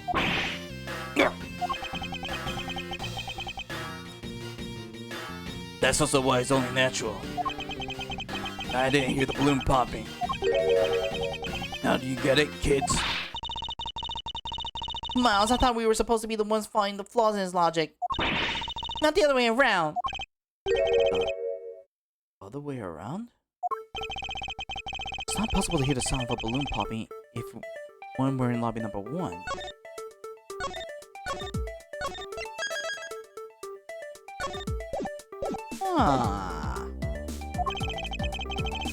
However, if we examine the situation in reverse, a person standing in the hallway should not be able to hear the real gunshot either. And yet Detective Gumshoe claims to have heard it while he was standing in the hallway.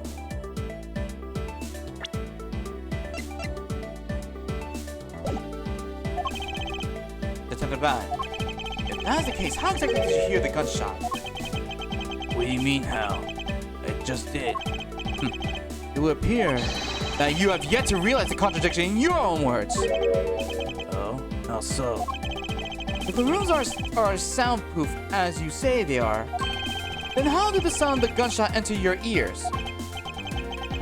I see what you mean. I guess I'm more out of it for Faraday's murder than I had thought.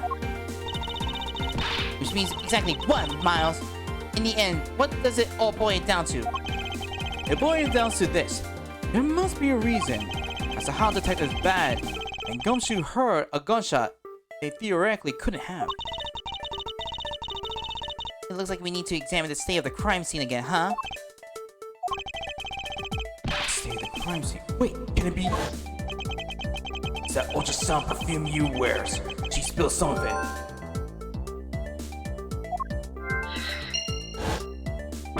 Ugh! And way too noisy.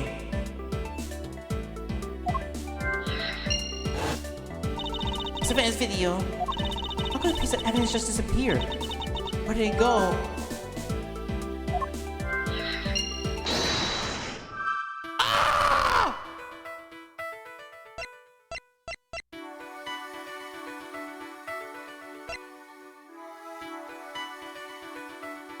Well, let's start with this. This has to be it. This has to be it. Yes! It's simply not possible for the killer to have escaped through the barred window. And yet the fragrance of the perfume managed to escape from the defendant lobby number 1. Of course, incorporeal things can be moved freely through these open barred windows. Uh-oh.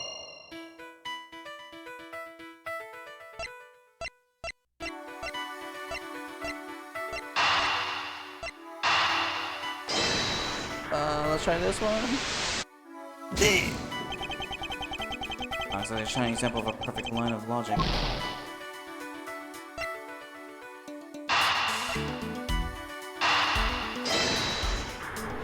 Maybe this one?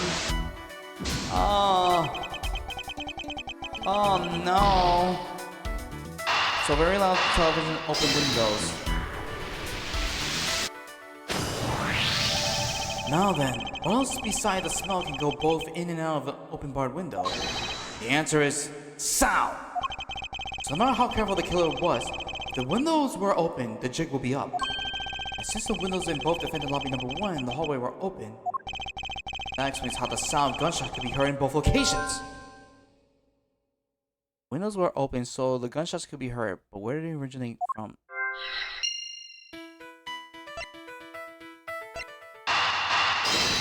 These are the only ones, unless... The missing piece of evidence is a video. That shows the moment in which Mr. Rell killed the embassy staff member.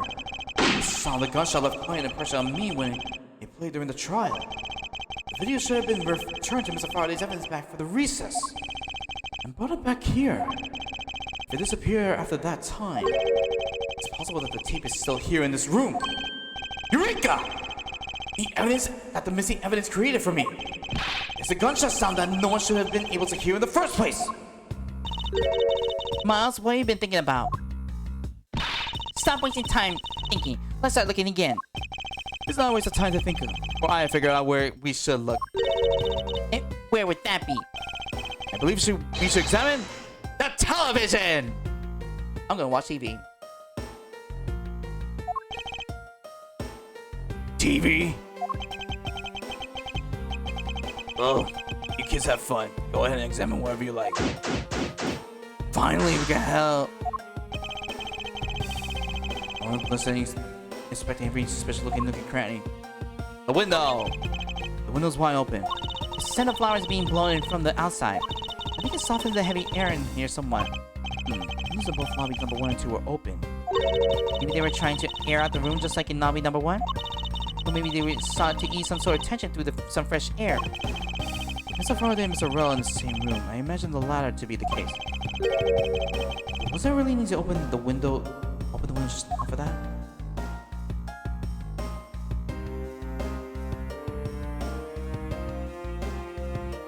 The only one Detective Gumshoe touched this. It made the most terrible racket.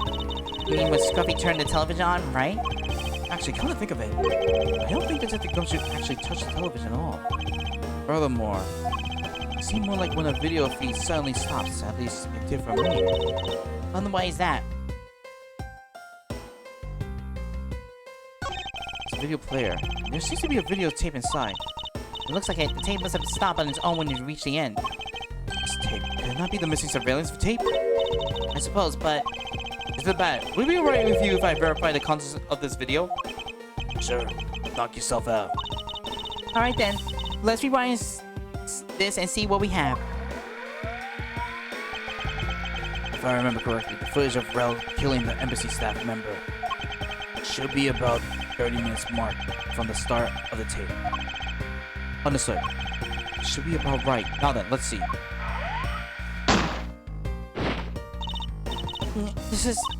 It's the footage of Mr. Ross shooting the embassy staff member. I knew it! A missing piece of evidence, the surveillance video, was here all along!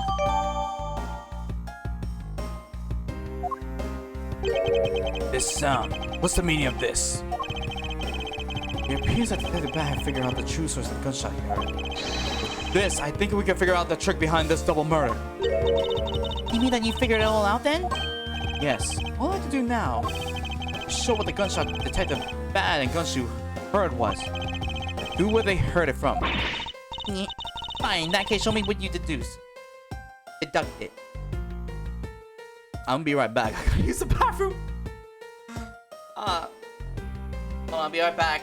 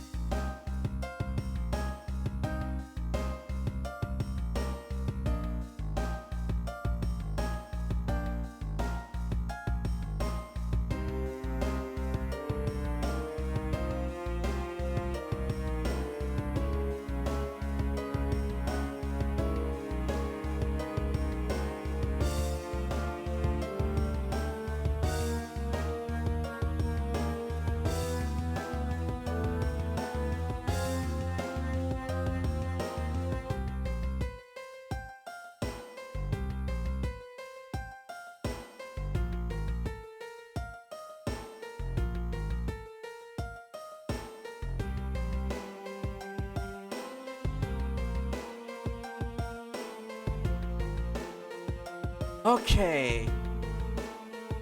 I forgot what the line is. Let's see. Show what gunshot Detective Bat and Gumshoe heard was, and Though they were heard from mid.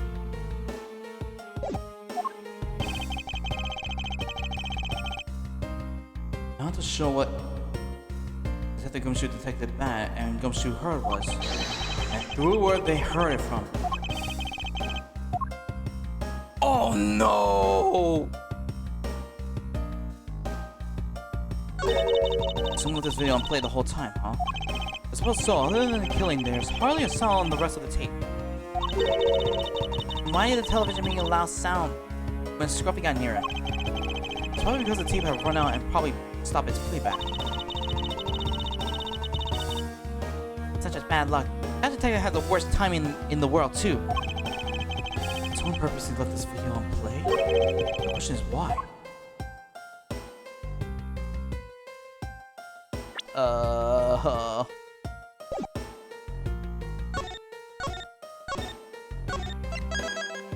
Okay, well, let's see. We got these two videos.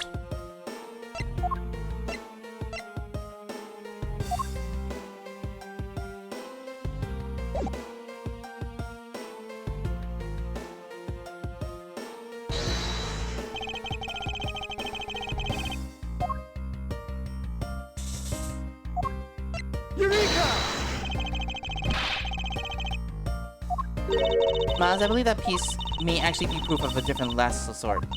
It proves that today will be your last day as a prosecutor. Oh no. Oh no.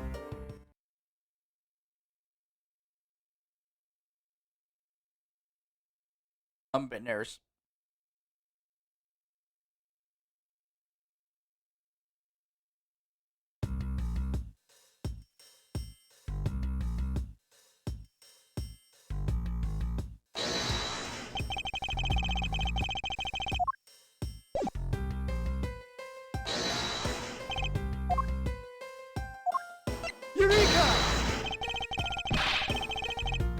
It's not that. Wait, actually. Ah! Nope, it's not.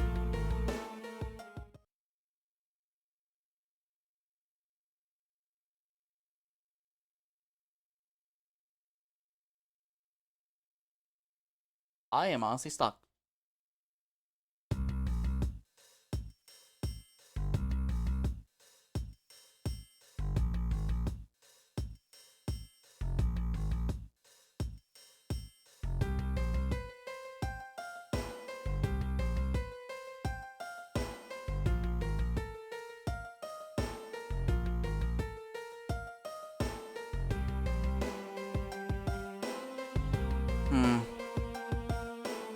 I think I'll collect the TV.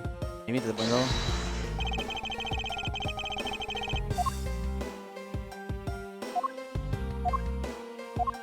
Eureka! Ah, it was the window. If the door and the windows are crime scene, namely this room that we're in, were closed. The killer could have used a gun and no one would have been the wiser. That's true. This courthouse does seem to be well designed for such a thing, as it were. But what happened in reality was Detective Gumshoe, Detective Bat, and Miss Yu. All three of them heard the gunshot. All the windows in lobby number 1 and 2 in the hallway were open. So naturally the people in those locations could hear it. Oh, but then why would the criminal open the window in the first place? To allow the gunshot to be heard, I suppose. Correct. That's the only logical conclusion we could draw from this. But why was that necessary in the first place? I want a real answer, Miles. I demand satisfaction. Very well. I believe that the killer wanted to manipulate our perception of a certain fact. What is that fact? What is that certain fact?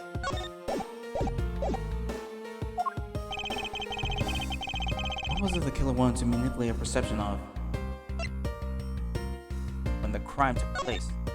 The killer wanted to fabricate the time of death to their precise wishes, and use the gunshot in the surveillance video to do so. So that's why the tape was left running? You mean the gunshot I heard was from this video? Yes, which means that the murders really occurred at an earlier time than we thought. during the recess, but before Detective Gumshoe was on guard duty. Someone who has no alibi for that time period and planned this crime out in advance. That person's the real killer. Who was that? Who was that person?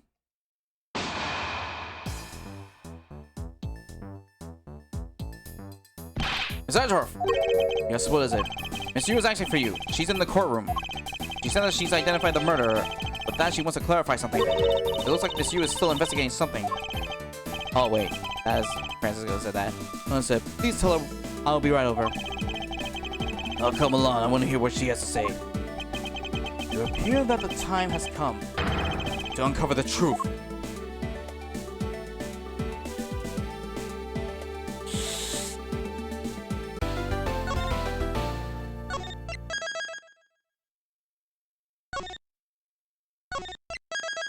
Screw it, we're going with it. We're gonna end. We're gonna like. Yep, we're going here. We're gonna continue. It's been over 2 hours, but still, I want to take it. 6:15 p.m. District Courtroom, number 3.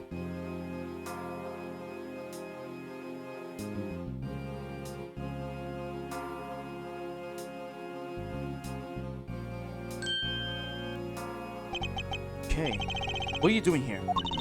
Oh, hello, mister. I'm still investigating. But the object you're looking for has already. Hold it. Okay. Don't mind him. Please continue with your investigation. Okay, got it. You got it. Detective Bat, haven't we already found what you were looking for? It means I can keep her in the dark just a little longer. Any little task will do. Oh? You're more sympathetic than I thought.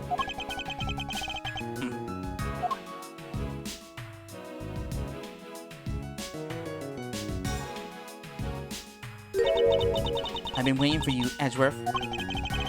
I've also been waiting for the moment in which we can finally lay this case to rest. The moment in which we can finally lay this case to rest.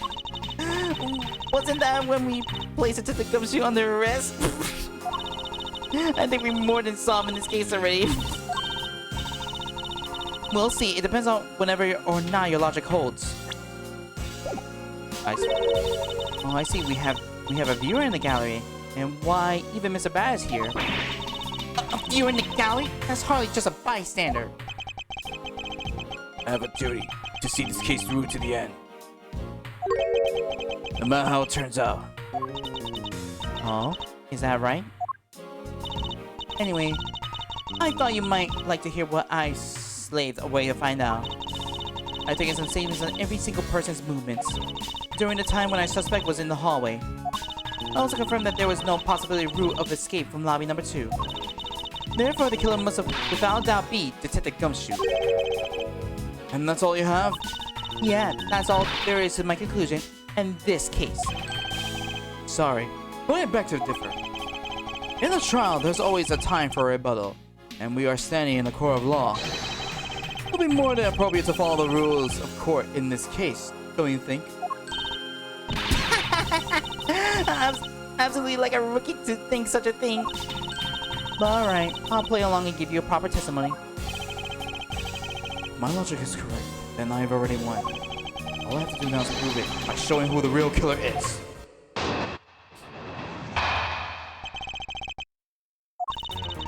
Everyone sans the suspect has an alibi from when the gun went off.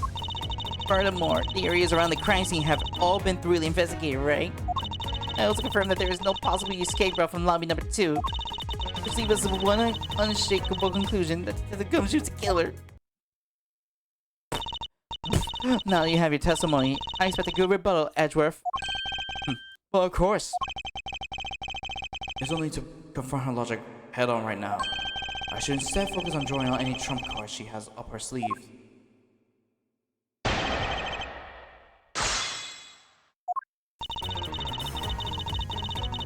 Hold it! A suspect? I thought that Detective Gumshoe's alibi has already been proven. Are you joking, Edgeworth? I assure you this is no joke. Look, I know you heard from the judge earlier that the detective was in the hallway with Mr. Faraday's daughter eating a Swiss roll. Yes, that's correct. But see, that was 20 minutes before the real gunshot went off, right? And the problem is there is no one else who can collaborate what he did since the snacking. I see she's done her research well. Which means that I should focus on drawing out whatever trump card she's withholding. Hold it! Whether they have been thoroughly investigated or not is for me to decide. And these scrunched eyebrows and lines of your forehead are back. Anyway, even if you believe it hasn't been exhaustive, I think that's... I don't know. has no way other than the hallway Detective Gumshoe was standing in. And because he claimed to be there, that makes him the only possible suspect. Isn't it also possible that someone escaped through a window and into the garden? And that's the first place everyone looks, silly. The police aren't a bunch of lazy bums. They look into every possibility, you know. Isn't that right, Mr. Bad? Yeah. It wasn't a scrap of evidence.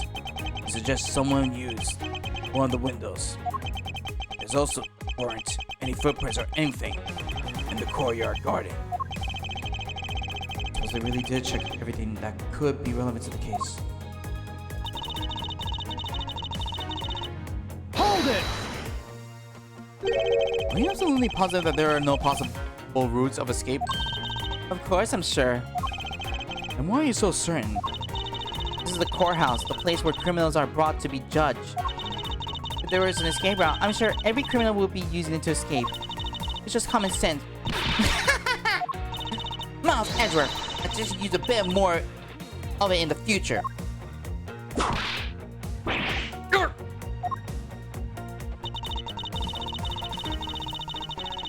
Hold it! You may think that it's unshakable to me, but there are still too many unanswered questions. For example, who was it that placed the gun in Mr. Faraday's hand? But you're the only one still wondering that. Detective Gumshoe probably had no idea which hand Mr. Faraday used to write with. Even if you know someone, it doesn't mean you'll know which hand they'll write with, right? I mean, I certainly don't care about that sort of thing.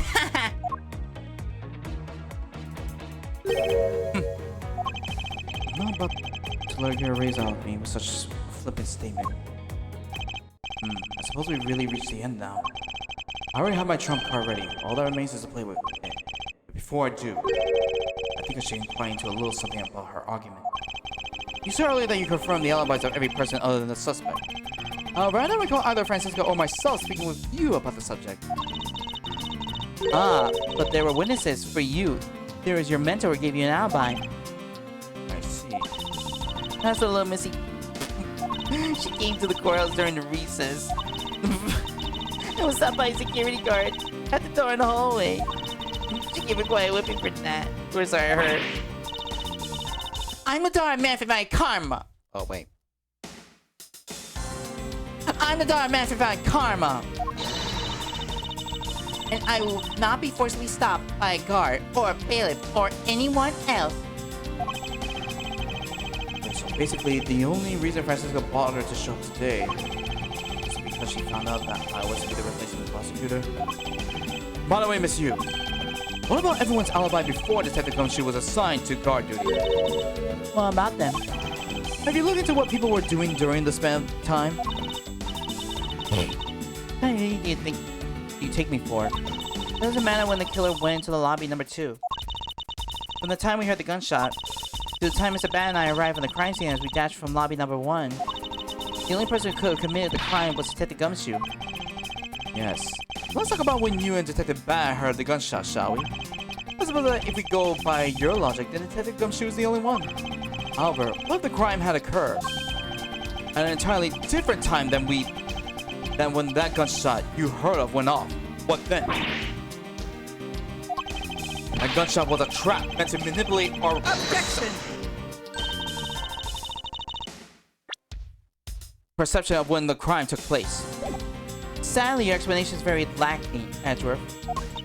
The gunshot we heard in lobby number 1, care to explain how that could have been fabricated? Take that! That tape? Yes, it's exactly what you think it is. This is the surveillance tape of Mr. Rel the prosecution presented in today's trial. This was found loaded in the video player in lobby number 2. That was connected to a large television that had its volume turned all the way up. You can't honestly mean that someone we heard was the gunshot in the video. But I do, which leads me to my next point. The murder occurred much earlier than when anyone heard the gunshot.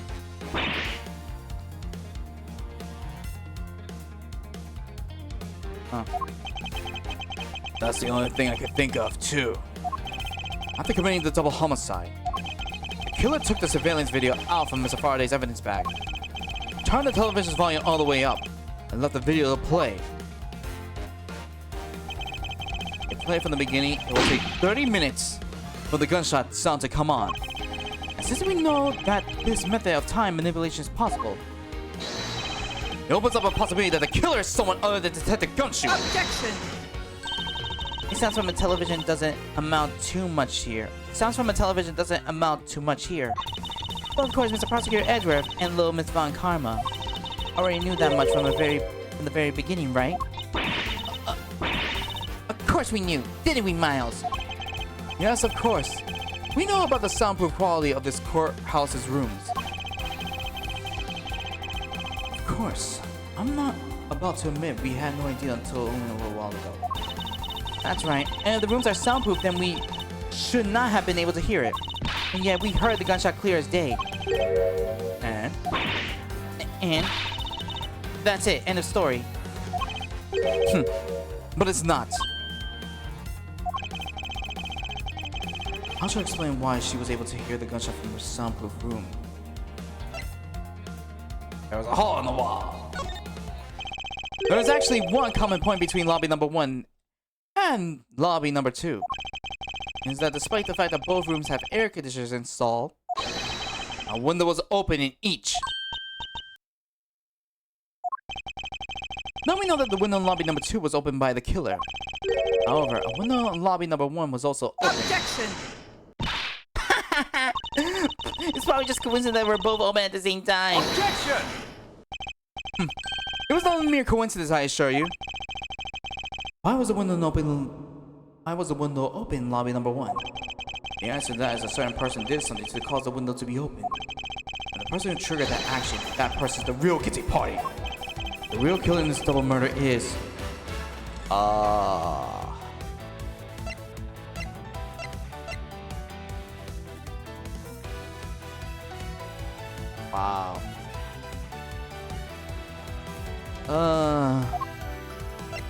And here I thought it was gonna be Manny Cochin. Take that! Miss Castillo, you. I hereby formally indict you of the murder of Mr. Faraday and Mr. Rel. What? You indict me? Are you serious, Miles? Why do you think she's the killer? I don't understand her motive just yet. Well, of course I'm serious. Because she's the only one who could have done it. Well, Miss Yu, do you still feel like laughing now? Of course I do, Edgeworth. My argument must not be tight enough yet. Although I never thought things would spiral into things. Well, I'll have you know I'm enjoying this dance quite a bit. I guess this means it's time for my own rebuttal now, right? Oh boy. You argued that the window was open. However, do you have any proof it was I who did that? Furthermore, do you have proof that the tape was used in committing the crime? Frankly, I'm shocked at you for going around accusing people of murder like this, especially with logic as full as whole as yours. This is where it really starts.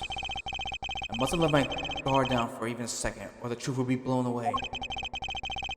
Now it is time to put the patented Von Karma perfect proof to the test.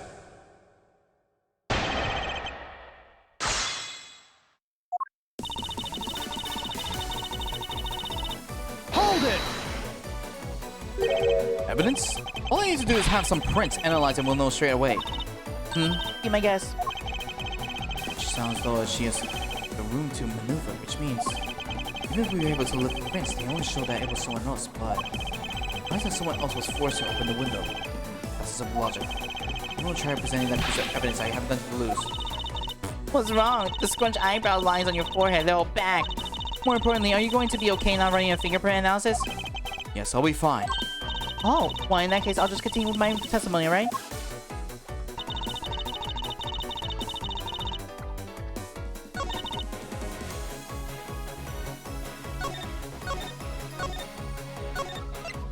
Here we go. Let's start with...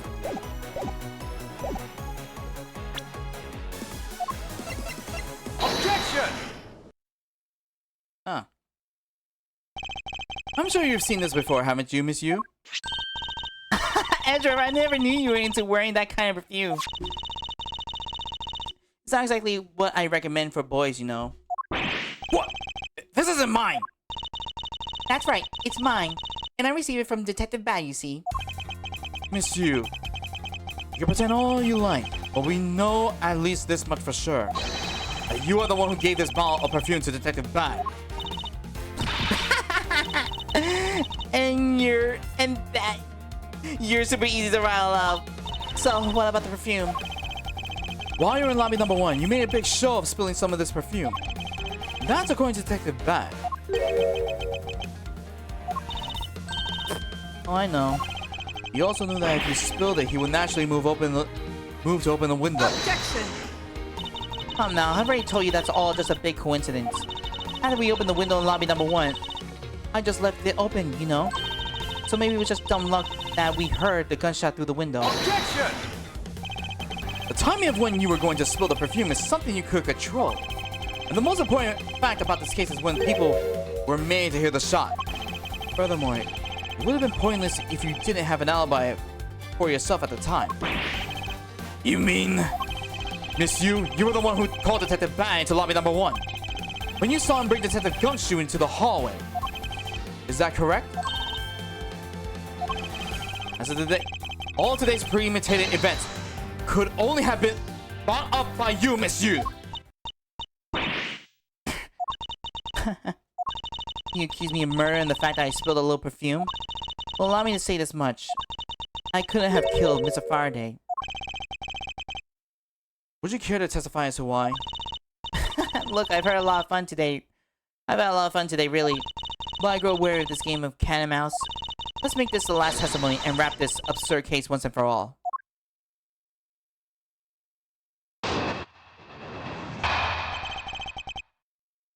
Why? It couldn't be me. Accusing someone of murder over spilled a bottle of perfume is a bit over the top. But I suppose forgery of evidence is to be expected of a discipline of Von Karma. In any case, it simply could have been me who killed Mr. Faraday. After all, I don't even know where the knife that was used to kill him came from. Miles, Her testimony. It's flawless! yes. No matter what sort of trick she may try to pull, she won't escape me. And if I'm lacking in information, I'll just draw it out of her.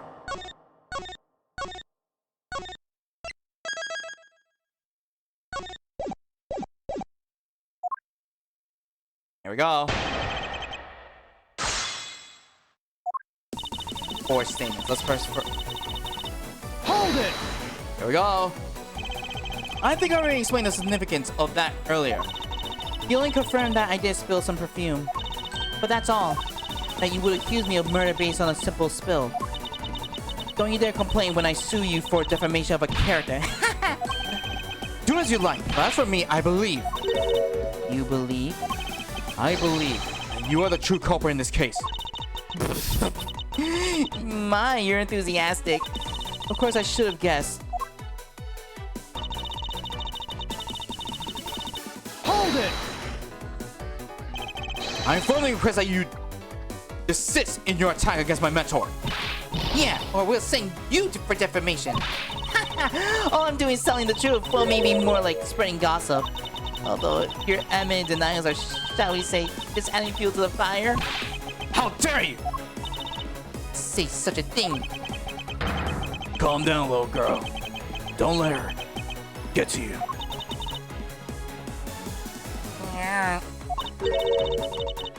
Oh, why do you have to ruin my fun? Well, shall I continue? Hold it! Why exactly could you not have killed him? I was about to testify to that. You're such an impatient man. I'm not really into that, you know, Edgeworth. Preference has no bearing on what it is at hand. Feeling a little uncomfortable, Irie. Objection! Miss you would desist in this test tomfoolery and return to your testimony. And Miles, if you're going to lose your cool, then I won't show you any mercy. Sorry, Miss Yu. Please continue with your testimony. Sure. As I was saying, I couldn't have possibly killed Mr. Faraday. After all, I don't even know where the knife that was used to kill him came from. Hold it!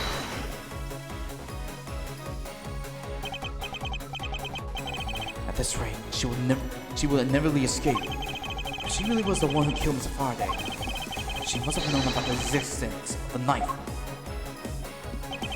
I'm sorry, Miss Yu. Maybe you weren't aware.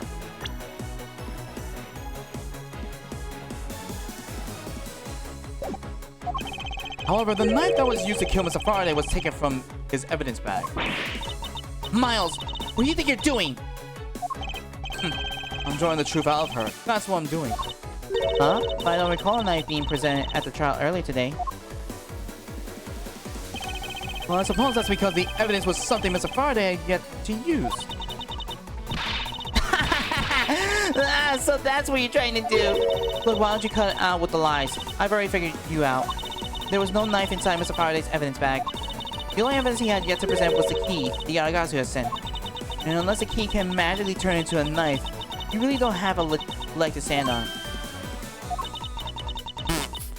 Did you really think you could trap me? Come on now, be honest. I never intended to do such a thing. It was all a misunderstanding on my part. In any case, I wonder if you might append on what you said to your testimony. Sure, why not? I'll even say as many times as you like. There was a key in his evidence bag, but you can't kill anyone with a simple key. Objection! Miss Yu, I wonder if you might take a look at this photo for me. This is the picture of the key the Yaragazu sent to the police. However, while it may look like a key at first glance,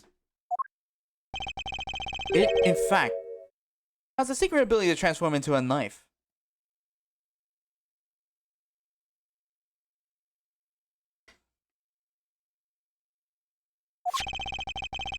Which means that was inside.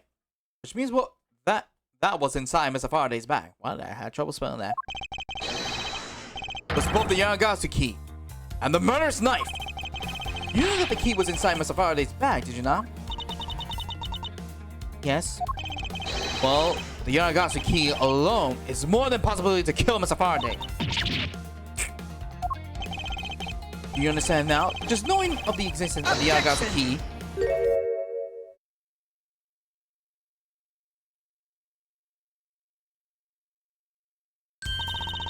I still haven't gotten a good look at it. Showing it to me from that far away, you could be lying for all I know. Would you? Even now, still feigning ignorance? I'm not feigning anything. But we can't have you accusing me of a crime which false evidence now, can we? I mean, Mr. Von Karma, I've heard some very interesting rumors about him. You mocking my papa? Don't you dare sully the good name of my mentor! I mean, we can, because basically, he plays Ace Attorney. Now take a good look. This piece of evidence is more than the real. Wow. Who knew there was such a trick to this thing? Are you satisfied now? Of course, you knew from the very beginning, didn't you? You knew that the knife and the Yaragazu keys are one and the same. Otherwise, someone like you, who isn't a member of the law enforcement and who would never have been privy to this trick, would have never known about it to begin with. Oh, she's putting on her makeup really fast. Furthermore, there's something that the Yaragazu sent to the police. How did you have knowledge as to what it was? Actually, I heard it from Mr. Faraday. Just before he dragged Mr. Rell off, he told me. Oh, that's right. I almost forgot. You also told me about the key turning into a knife at the time. But you didn't tell me about how the key actually transformed. Objection! What you're saying is simply not possible. Oh, and why not? Because Mr. Faraday himself didn't know about the hidden knife within the key. Within these pages, he mentioned nothing about a knife. Objection! I'm not sure he would have written everything in his organizing, you know. Wouldn't something... Again. Wouldn't something of this importance be better left off or to oral communication? Objection! Oh my gosh. Unfortunately, that is also impossible. Because Detective Brad didn't know about the knife aspect either. It would have been highly classified information. No, I'm not into NSFW drawing, no. It would have been highly classified information, even within the police force. And it's something that even lead detective on the case didn't know. Why Mr. Faraday had never felt the need to share such information with the opposition. Yeah, I guess he wouldn't have much of a reason to. Looks like I gave out a pretty lame excuse, huh? How can you laugh at a time like this? She's probably just realized the flaw in her logic and is actually in a panic over it. But that's not something we need to concern ourselves with. I suppose you're right. Monsieur, I'd like to say that I also know how... I know how you know the real nature of the knife. Do you now? Well, why don't you put your money where your mouth is and show me? Oh boy. Oh, I will. I will wipe that smile off your face by the time we're through. I accidentally hit the beeper. This is it. Bonk's button.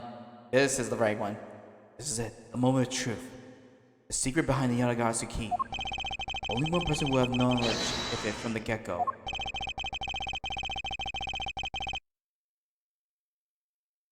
Who would have known?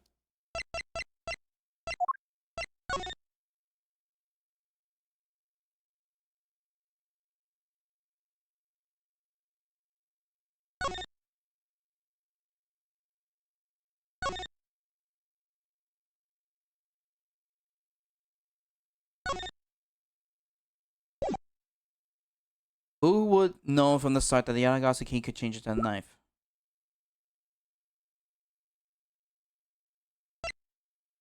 I have three options. Brian Faraday, Mackerel, you. Tyro Bat didn't know. Manny Coachman, maybe.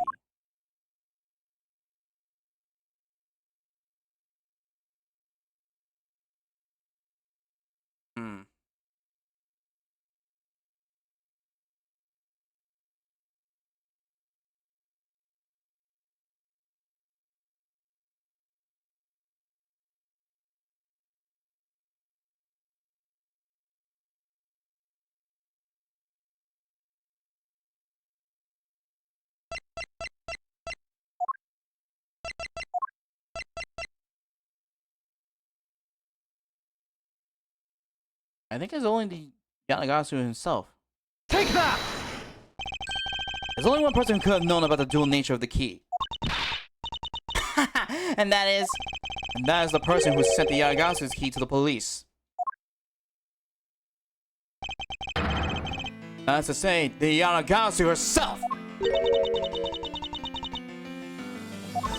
Are you saying that this lawyer is the great Yanagasu? Miss Yu, you used Mr. Rel to lure Mr. Faraday into a trap, didn't you? You, who profess to bear a grudge against criminals. Why? Why do something like this?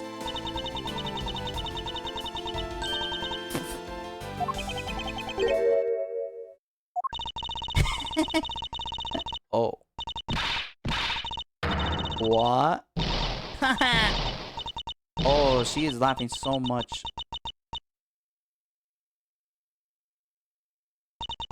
Oh, I'm scared. Who would have thought that you... stupid rookie prosecutor will see through me. You're sending the biggest chill down my spine right now, Edgeworth. It's feeling a thrill. It's even greater than when I was sneaking to someplace. You killed Faraday? Why? Answer me! Cassilia, you! Cassilia, you, huh? That's not my real name.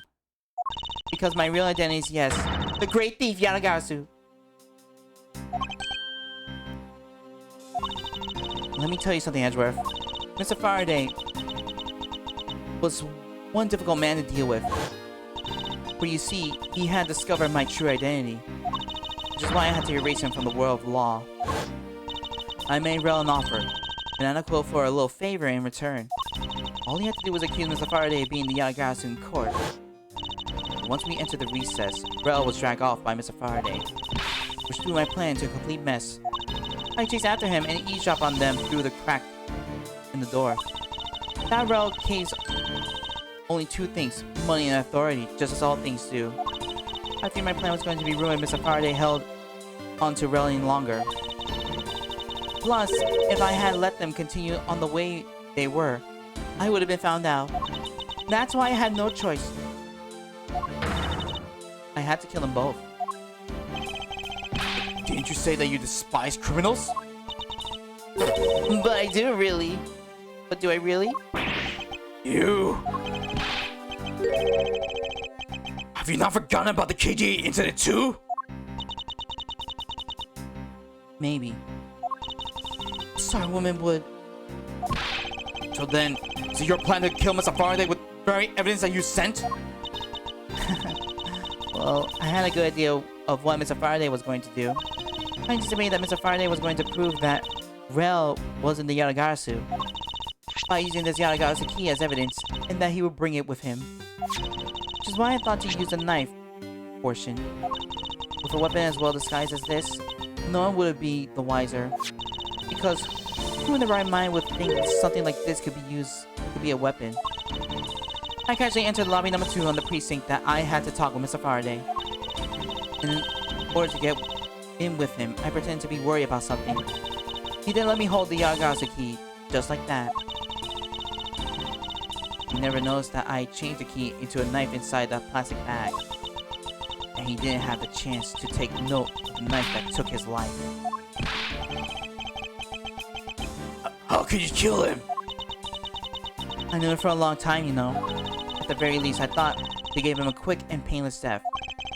But we killed Mr. Faraday first. There was no need for you to kill Mr. Rel as well. I believe I mentioned why when we were placing Detective Gumshoe under arrest, something about having accidentally created an eyewitness. And how that led the killer to think about setting them up as though they killed each other. And the trick with the surveillance tape. Yes, I didn't actually plan to use a gun. The risk was too high that I'd be caught. However, that was when I remembered the existence of that surveillance tape. Which is why I had Rel help me set up the crime scene. And after all that was done, I rewarded him with all his hard work with a bullet. You're a defense attorney, aren't you? How could you? How could you betray a client? Client! If you want to talk about who was a client of who's first, it was me. I was a client in the murder of the Kodopia Embassy staff member, Deadman. You ordered a hit job? You still haven't figured it out, Mr. Bad? I had Deadman killed because he was about to give away the info about the smuggling ring. Now, who exactly do you think would benefit from such an assassination? It can't be. You're... That's right. I'm a member of the smuggling ring. How could this... You don't mean... You're working with Manny Cochin, do you? Maybe, maybe not. Guess you'll never know. Yatagarasu claims to be noble, but you're just another cold-blooded murderer. That's right, little girl. The Yatagarasu is just another killer. Be quiet, you! Yatagarasu! You can run from the law, but you'll never escape it! So you just humbly accept the judgment of this court?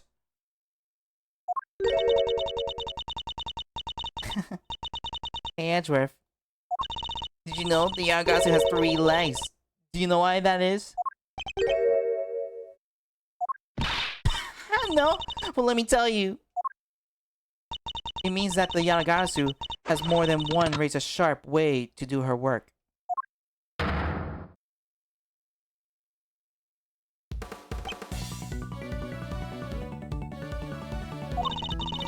You really are too naive, Edgeworth. You even handed Yanagasu's key right to me without a second thought. Everything may not have gone according to plan, but I'll still gladly take it. You mean the key was your real target? Even after I gave you such great advice, didn't I tell you to always keep a good eye on a criminal? Or you may regret what comes of your negligence. You two, get down!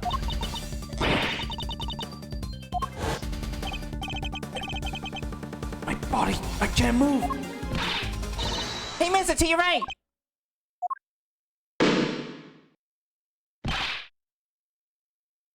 You!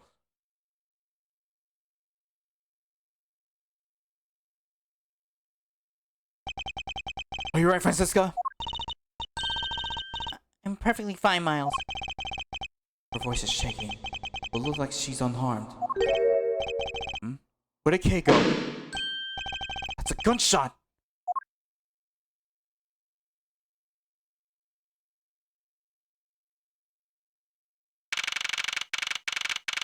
September 10th, 7 p.m. District Courtroom number 3.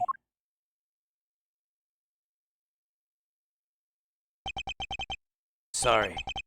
Looks like she's got away. I called the precinct. They should have a perimeter set up soon. Detective Bat, are you alright? I heard a gunshot. I'm okay. Just got another hole in my jacket. He may say he's fine. He looks quite shaken. More importantly, boy, I mean, Miss Edgeworth, Miss Von Karma. Are you too hurt? I'm absolutely fine. I'm also alright, thanks to Kay. Speaking of Kay, where is she? I don't know, she just sort of disappeared. I'll go look for her. Oh, and hey, Detective Gumshoe. Yes, sir? Detective Bass, sir? I'm sorry I doubted you. Don't worry, sir. It's not your fault. Well, I lied to you guys too, after all. I heard about what happened from Kay. Lying while giving testimony is still unforgivable. But in this case, you were protecting Kay and her feelings. Looks like you just might have what it takes to be a real detective. Now, don't you ever lose that detective spirit, okay? You got it, Bubs! Pops? Watched one too many detective dramas recently, have we? Way to single-handedly destroy the cheery atmosphere with one snarky comment. I should get back to investigation. I swear, I'll catch you if it's the last thing I do. Be careful, Detective Bat, and take care. Thanks. Well, I'm off. Maybe we'll run into each other again someday.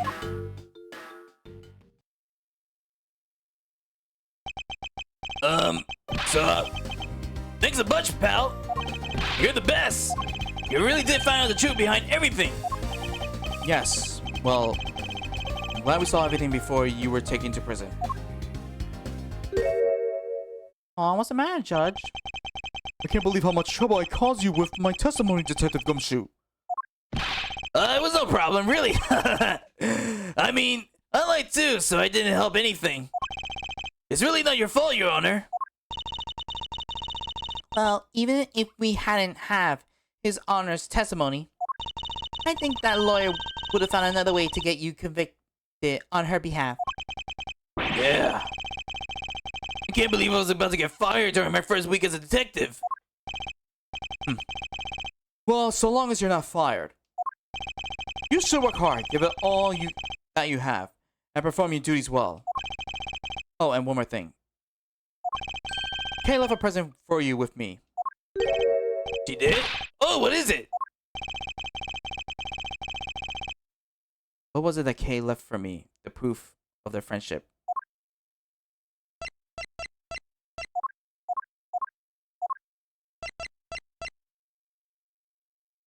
Take that! It's a courthouse special Swiss roll! Can I really have it? I knew it. Yes, it's a present meant for you after all. Thanks a bunch! You have no idea how happy this makes me, pal! I'm gonna eat this right now! Sure, go ahead. The Swiss roll Detective Gumshoe and Kay bought together. While one Kay Sage never reached her father. Ah, nice. It would appear that her sentiments have touched the heart of this detective. He's so happy, as though he's having a welcome back celebration of his own. Well, I was asked by Kay to give it to him. Ooh, that was good, pal! I can't believe I got to eat 2 of these delicious things in one day! Feels like I'm in a Swiss roll paradise or something. I gotta thank Kay myself. Hey, wait, where is she?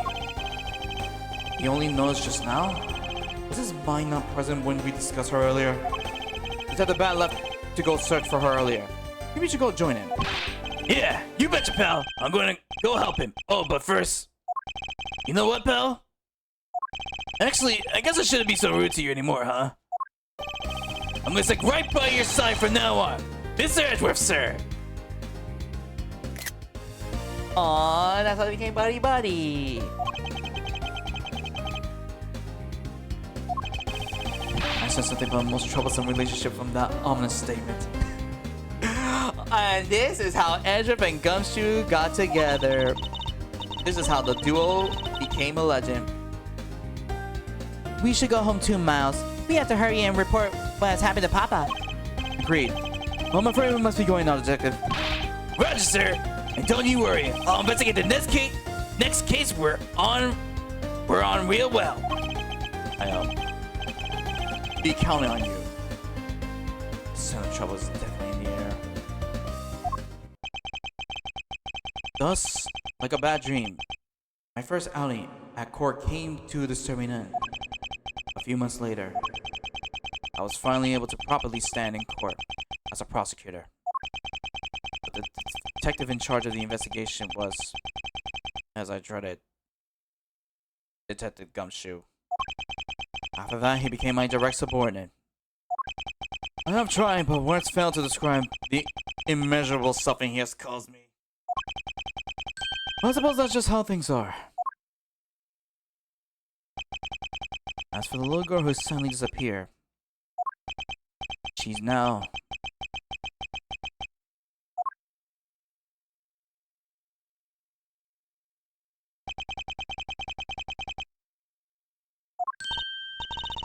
So, do you remember now? Yes. I remember everything. Kay. It's been a while.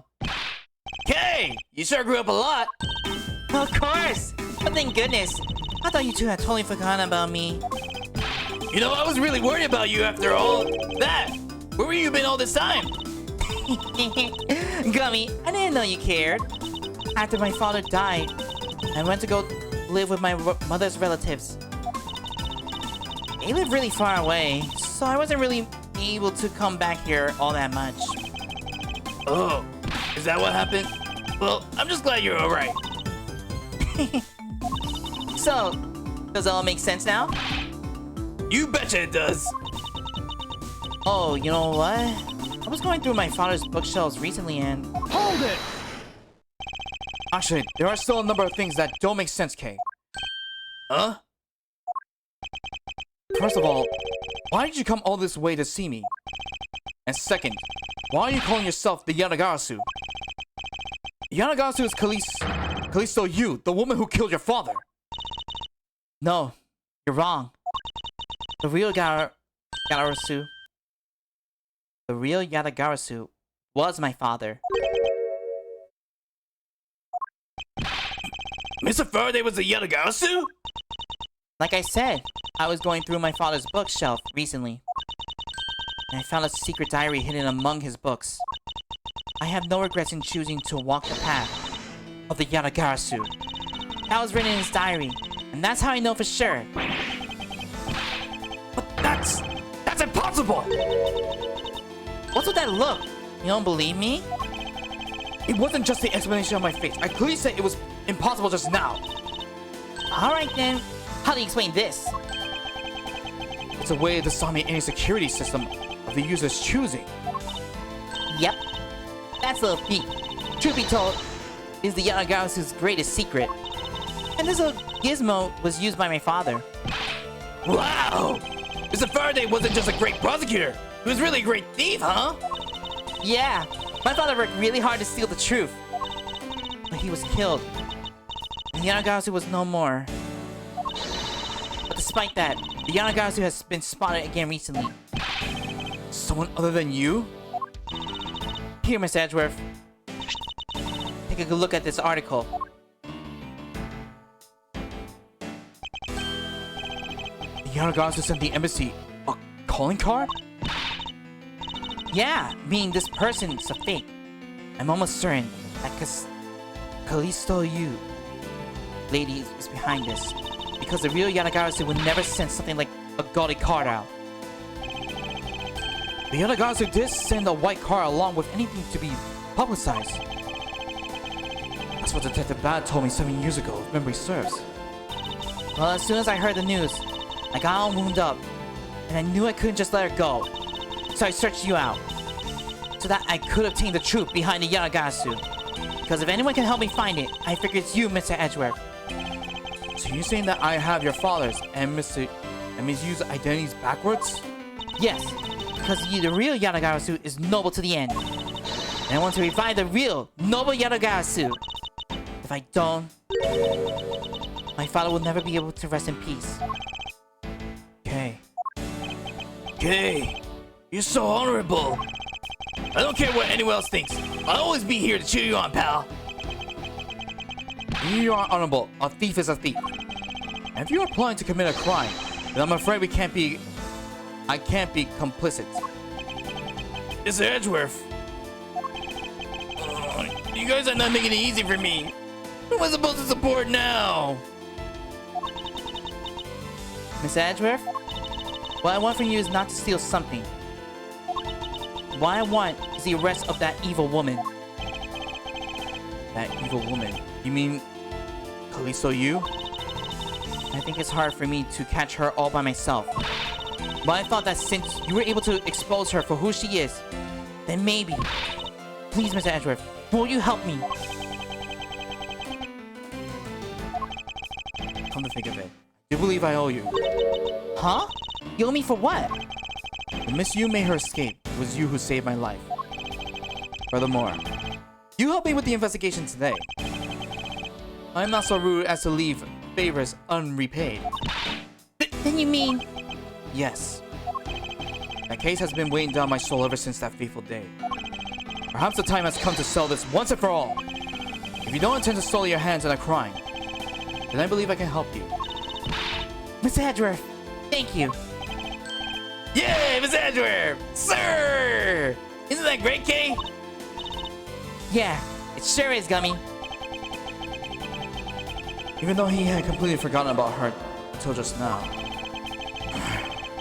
What's with that chummy relationship? Great thief Yanagarasu.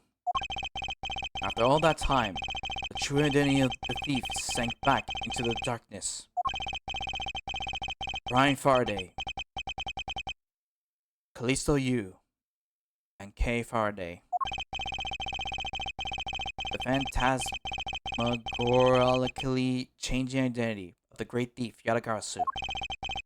And the Yanagarasu's real goal. It will all come to light the day after I made that promise to Kay.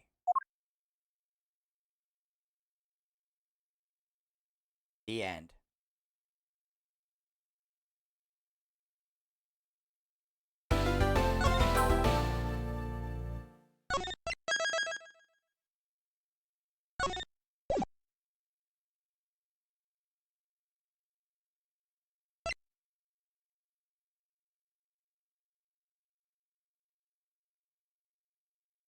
Well, next time we start the final episode of Investigations. Oh man, I cannot wait to get to the gallery. Who knows? Oh man, that was a really long stream. So yeah. So next Monday we start episode 5. And until then, yeah, that's basically about it. So let's hit the screen.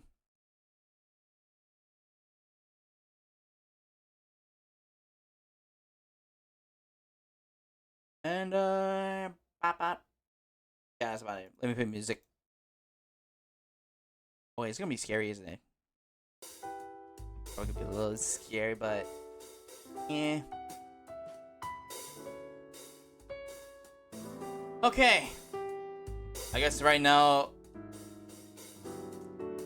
I'm gonna be uploading the VOD on the channel, and oh my gosh, is this so loud? Is this really loud? I gotta be close to the mic so that way nothing like so that way you guys can hear me, I guess. Alright. Anyway. Thank you guys so much for joining. Be sure to follow me on my socials, Twitter, Instagram, and Threads, and Blue Sky. And next time we'll be back with Ace Attorney Investigations. Will be next Monday. Until then, I'll see you all next Friday not next Friday, I'll see you this Friday. I'll see you guys this Friday for Echoes of Wisdom. Until then, everyone take care, and don't forget I almost forgot to mention my spot channel. So subscribe. I really need to have like a line. I really gotta come up with a line of that. Anyway, thank you guys for joining, and see you later. Bye.